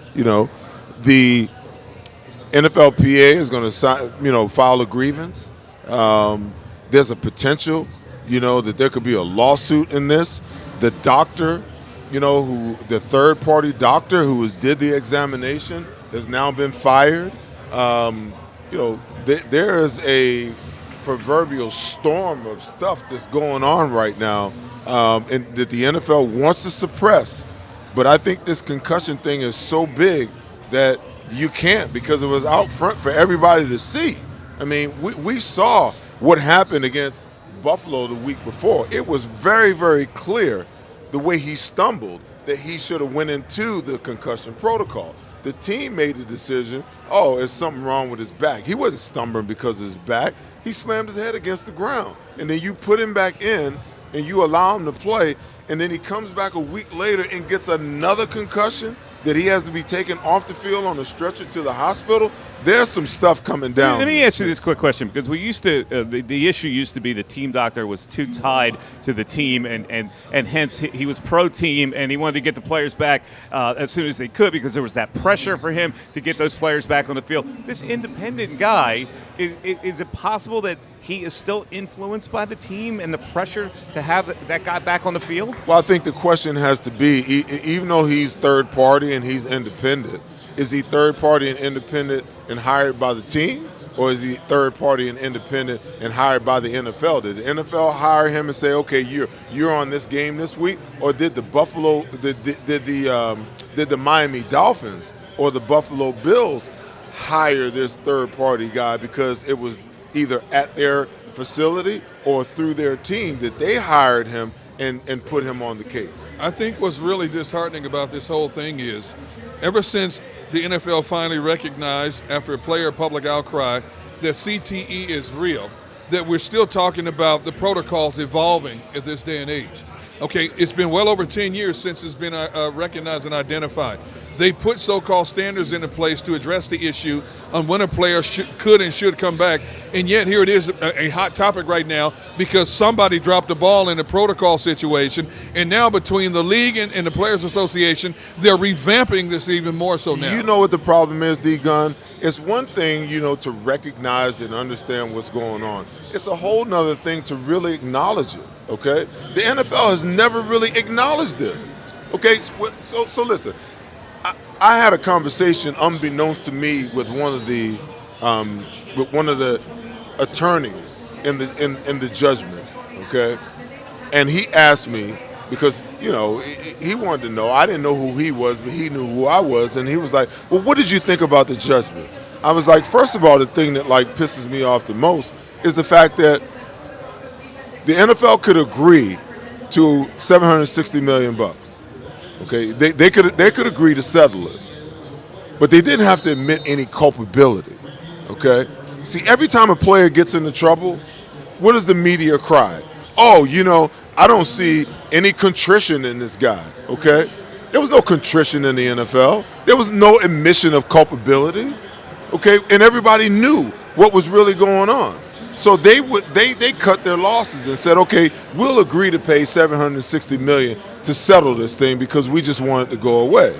Okay, so when you don't admit wrongdoing and you don't like turn or repent in some type of way, what makes you think things are going to change? They're not going to change, because if you really look at this at the suit and what it really says, listen, there's only 10 to 15% of the guys that are actually reaping the rewards of this lawsuit. Yeah. And you know what? If you're not sitting somewhere drooling on your shirt, looking off in the distance, you have no shot at getting into that money. Right. And the thing and this is the thing that rubbed me the most wrong about it, Mike, is that the judge who oversaw the case allowed the NFL to set up the protocols by which the players are examined. Okay, if they didn't take care of us and they lied to us and they did us the way they did us to begin with, you think that they're going to do anything right by us? And you allow them to set up all the doctors' networks and everything that the players have to go through in order to get a judgment in these cases. This is like outright insanity. It makes no sense to me whatsoever. Well, I think part of the problem was the fact that when this settlement came to fruition, you heard the stories about players going to doctors and possibly promising doctors a percentage of any settlement that they would get. Now, if I'm on the giving end of this, meaning the league, I'm calling that's a red flag for me. Then I've got to change the way in which we look at these players and who did you go to, and I want to see the evaluation, because if that's the case, any player can pull this, and unfortunately, it affects a good percentage of players that really need this. The only way that you get an unbiased and equal situation in this is that the judge should have required that the NFL pay for a third-party outside entity. True. Okay. True. To non-biasedly, not biased on the NFL side or the player side, to non-biasedly set up all the protocols, all the neurologists, all the psych doctors, everything. You set it up separately, so there is no ambiguity in this thing. Right. You know, that's the way that it needed to be set up. All right, the show's not over, and we're coming back with game balls. Devin will be back with us. We'll give out game balls. We'll look at the upcoming schedule. Where could they first lose their first game? Well, we don't know. Maybe they can roll out 8-0. It's the Eagles on the Lehocky Postgame Show. Man, this is hard to believe. We're back after this. Jim Gardner is an icon. A Philadelphia treasure. He's a mentor, a pace setter. Jim is my North Star. He's trusted, revered, Appreciated. He is Action News. He's compassionate. Honest. And fair. He is extremely dedicated, motivated, and always seeking the truth. He's also funny. We are a team of many. Jim Gardner is our leader, and we're lucky to have him.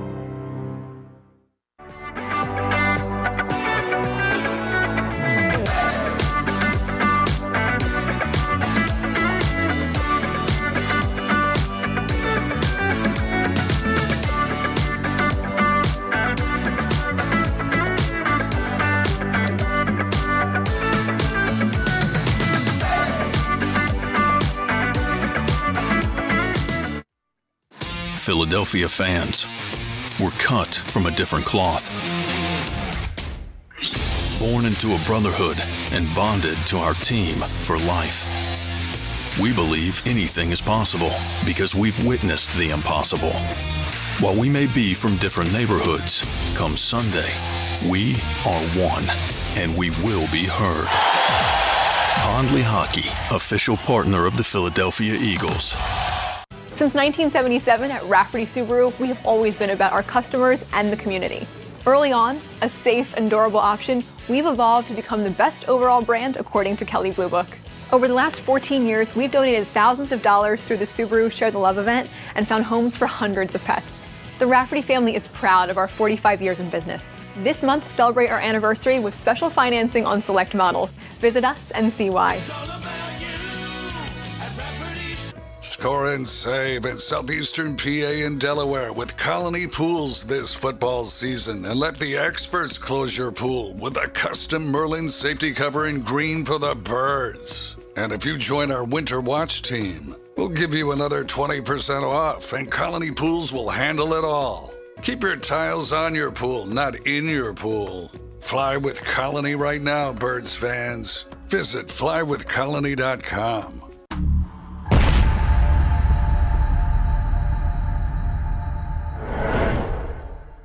Celebrating the life of your loved one is what we do at Life Celebrations by Givenish. When the matriarch of the Dalloway family died suddenly at 82 years old, Life Celebrations by Givenish stepped in. They will make this the easiest thing that I know it's not easy, but they will make this as easy as possible. Life Celebrations by Givenish, customizing services as unique as the individual. I just know that my dad, who is in charge of everything, was not in charge of anything at that point when my mom passed. And again, just another shout out to this place for making it easy. Turning tragedy into a celebration of life, no matter how hard, is what we do at Life Celebrations by Givenish. Life Celebrations by Givenish, customizing services as unique as the individual.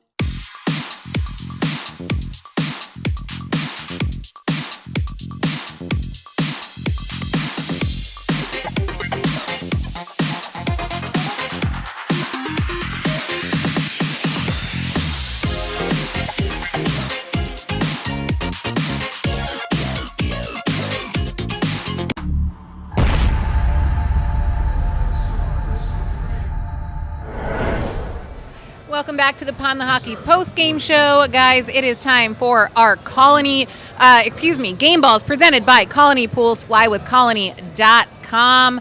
Giving some game balls away. I don't know who wants to start here. I'm going Miles Sanders. Okay. 27 carries, 134 yards, 2 touchdowns, a long of 35. He averaged 5 yards per touch today. And the Eagles finally gave him enough touches in the game that he could be a difference maker. We talked about it in the pregame show, how important the run game was going to be today.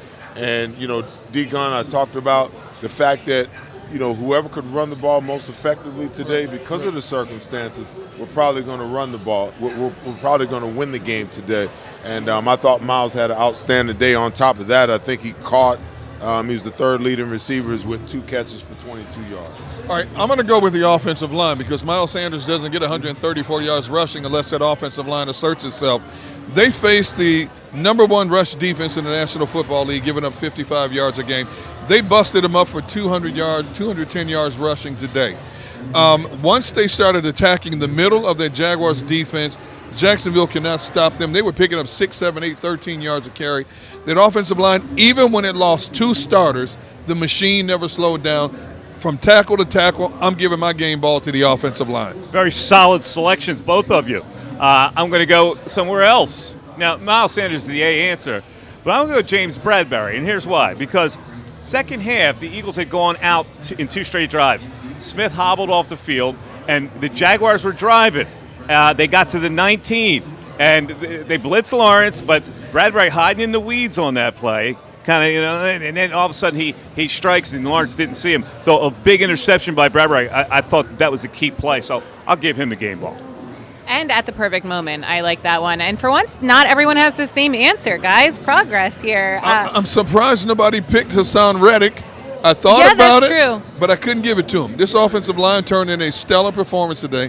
Had to go with the offensive line. But you know what? You do love to see that from Hassan Reddick because he was due, as Nick Sirianni has said, for a breakout game. Does this count as a breakout game for Hassan Reddick, do you think? I thought last week was his breakout game. Last week was probably more of a breakout week. But He had a sack and a half last week. Yes. But today, he just straight up dominated his man today. Yeah. They didn't have to run any games like they did last week to free him up. And I'm sure he's feeling the pressure weeks 1, 2, and 3. Well, weeks 1 and 2 to be able to get something done from the standpoint of, hey, they signed me to all this money, and I've got to produce. And he hadn't produced much in the first 2 weeks, and everyone was wondering out loud whether he could produce. Right. I would say 2 sacks, 2 caused fumbles, and a recovered fumble is quite the breakout game. I have an honorary game ball to give out. I don't know if you guys have touched on this yet. I heard you mention A.J. Brown's supposedly missed tackle, or he kind of messed up tackling. I don't even know who from the Jags got that interception early in the game. Yeah, Andre Cisco. He tweeted, and in Philadelphia, we love accountability. A.J. Brown said, not lack of effort, yes, it was a bad decision. My thought process was to strip the ball and get it back because defensive guys don't know how to carry the ball, but I got blocked. I'll just tackle him next time. Forgive me. Come on, man. See, that's Ben Simmons could never. I gotta be honest with you, that's weak. He didn't get blocked. He was right there to make the tackle. He didn't want to make a tackle. That's his way of taking ownership, accountability. Yes, accountability. Accountability. And responsibility. What else do you want the guy to do? He said he got blocked. I didn't tackle him. So that was my bad. Okay, so let me read it again. It also has a little and interpret it. Okay, go ahead. Because we like to take things in a literal sense where, as a player, I understand how to read in between the lines. All right, go ahead. Lack of effort. No, never. Bad decision? Yes. Laugh out loud, okay? My thought process was to strip the ball and get it back because defensive guys don't know how to carry the ball. But I got blocked. I'll just tackle him next time. So what he's saying is I got caught in between, should I tackle him or should I strip the ball? And that 1 second of indecision caused me not to do anything. He made a business decision. No, he didn't make a business decision. He made a business decision. Sometimes what we do, it's like if you're playing. It's like if you see a ball coming, you're playing baseball. I'm gonna give you 2 different sport analogies. The ball's coming. It looks like it's over the plate, but you're thinking, I see the rotation. It looks like it's going to break down. It's going to be, a ball. So I hold up and I take it, and it comes across. It's a strike. Okay. So he got caught in between instead of just reacting to what you see. Right. It's the same thing in basketball. Right. Do I lay it up or should I dunk it? Man. Well, I got the shot blocker coming. If I lay it up, he might swap. Ask Ben Simmons that question. I understand. I understand the baseball analogy because I would swing and miss at that pitch you're talking about. But come on, man. That's not ownership. But how are you ever happy? I mean, we look at guys like Ben Simmons and Carson Wentz. I give him a pass. Yes, thank you. I do too. What is he, 235 pounds? I give him a pass. Crush that dude. I give him a pass. He's also a very valuable piece to the Eagles' offense, and he probably knows that. So we didn't want to get injured. Hey, look, he came out. He got caught in no man's land. He came out on social media and owned up to it. I'm going to give him that. I'm going to give him that benefit of the doubt. Accountability. Absolutely. That's all it comes down to. There were a lot of players that wouldn't have said anything. Not me. All right. Well, sorry. We're going to go to break. We have our final segment coming up, so stick around. This was brought to you by Colony Pools. Flywithcolony.com. At Pond Lehocky, we've recovered billions of dollars for our clients, and we're confident we can do the same for you. With over 250 years of combined courtroom experience, we've helped over 100,000 injured clients obtain some of the largest settlements in Pennsylvania. One conversation is all it takes to help you and your family get back on track. If you've been injured in an accident, give Pond Lehocky a call. Do you stream on a Roku, Fire Stick, Android TV, or Apple TV? Now you can watch 6ABC 24/7 with the 6ABC Philadelphia streaming app. The big story on Action. Search 6ABC Philadelphia and start streaming today. Go to get your game on. Go for the beers. Go for the cheers. Go for the hit and the hits. Go for the stakes and the stakes. Go to get your parlay on. Go to get your party on. Go for the scene. Go for the screens. Go for the gallery.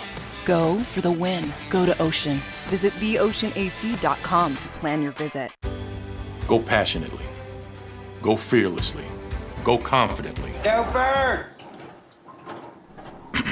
Go confidently towards your goals with First Trust, Philly's hometown bank for nearly 90 years, and the official bank of the Philadelphia Eagles. We're focused on getting you over the goal line. So go with conviction. Go with trust. Go Birds! And go forward with us by your side. First Trust Bank, the official bank of Philadelphia dreams. Oh, and go Birds.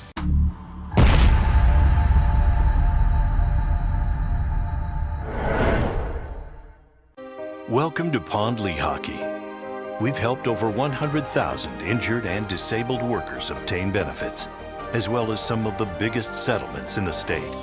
If you've been injured at work, give Pond Lehocky a call. Score and save in southeastern PA and Delaware with Colony Pools this football season, and let the experts close your pool with a custom Merlin safety cover in green for the birds. And if you join our Winter Watch team, we'll give you another 20% off, and Colony Pools will handle it all. Keep your tiles on your pool, not in your pool. Fly with Colony right now, Birds fans. Visit flywithcolony.com. Most car dealers want you to order a vehicle and wait and still overpay for it. Not a Jeff D'Ambrosio destination Downingtown. The #1 Ram store in the region says forget the wait. They're the #1 Ram dealer because you pay the price you want to pay. New Rams starting at $199 per month, $10,000 in savings, 0% financing for 72 months. It's Jeff's 40th anniversary sale, the biggest sale in their history, with the biggest savings ever. Jeff D'Ambrosio destination Downingtown, gojeffauto.com. Anniversary pricing this month only.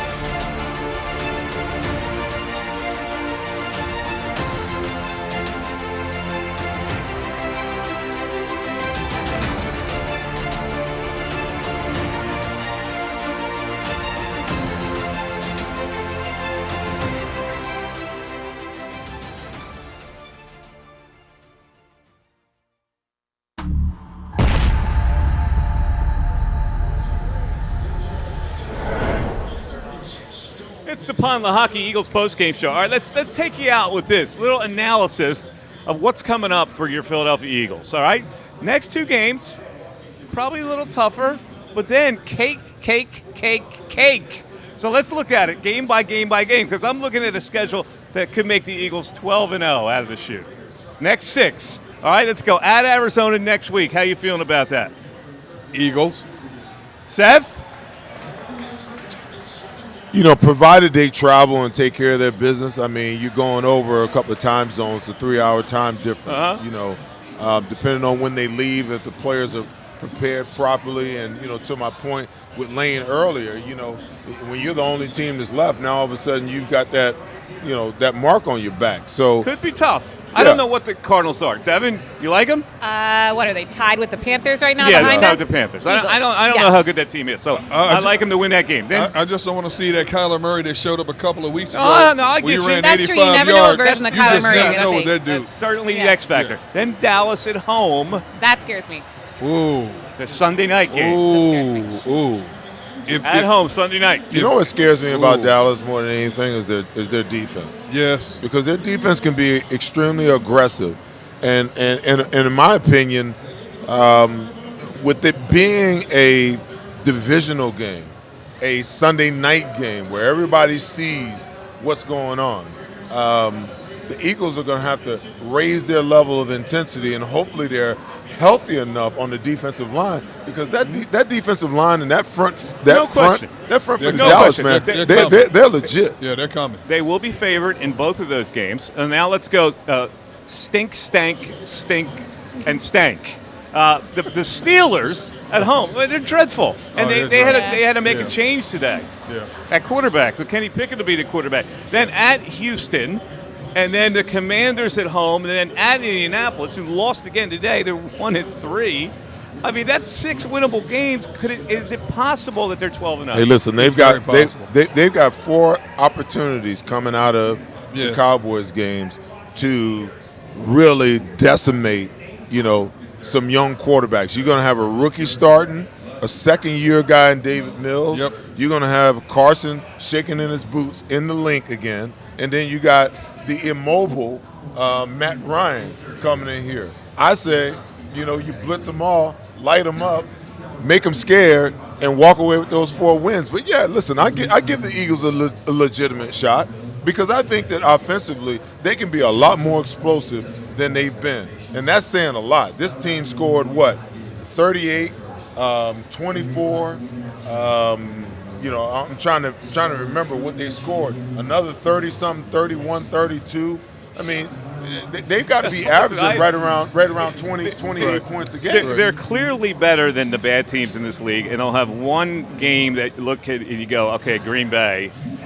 Maybe they're not better than Green Bay at this point of the year, but my God, this is looking like a 14-win season. Green Bay has wide receiver issues. Yeah, listen, their defense is legit. They may be better than Green Bay. The team that worries me the most is that the Titans can be defensively. Yes. They can be a juggernaut, and Derrick Henry. Juggernaut is a generous word. Well, they're defensively talented, I think. I mean, they are, but the other thing is Derrick Henry had a day today. He's starting to look like himself again. By the time you get to that game, you got that big train running at you. I hear you. It's also a home game. I mean, listen, I don't know. I think that Colts game is going to be an interesting game. Who did the Colts just upset at home last week or 2 weeks ago? But then they gave it back this week. Kansas City? Yeah, but then they gave it back this week. But they're at home. Teams are a little bit different at home. All right. I'm not saying the Eagles are going to lose that game. I'm saying it could be an interesting All right, game. let's wrap it up. Thanks for watching, everybody, and we'll be back at you next week. Mike Missinelli, Derek Gunn, Seth Joyner, Devin Caney. Thanks for spending the time with us. Enjoy the rest of your evening, and we'll talk to you next week. Fly, Eagles, fly.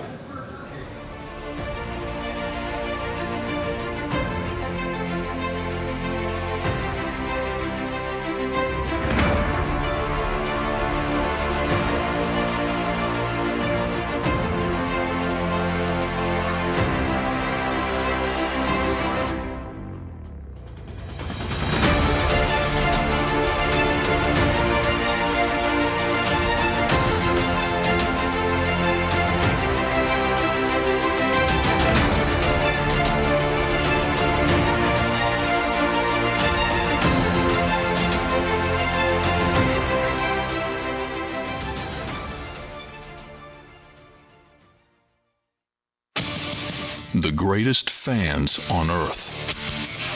It's a bold statement, but would you expect anything less from Philadelphia? 58 years of heartache creates a toughness, a grit, a resolve not found in most. Sure, our prayers were answered, but now that we've had a taste, we're looking for more. Pond Lehocky, official partner of the Philadelphia Eagles.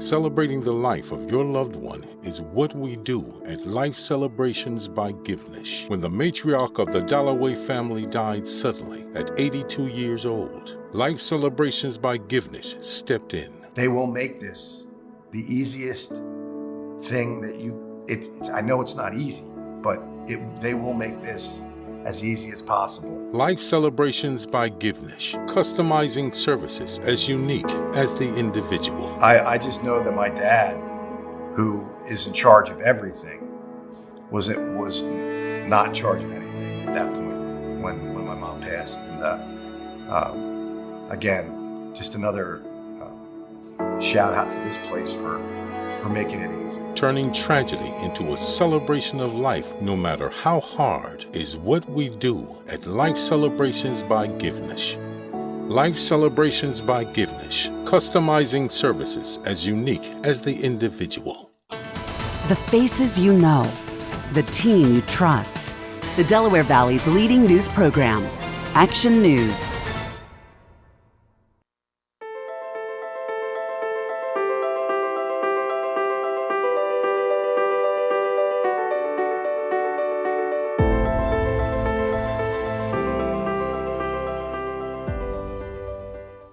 Go for the beers, go for the cheers, go for the hit and the hits, go for the scene, go for the screens, go for the gallery, go for the win, go to Ocean.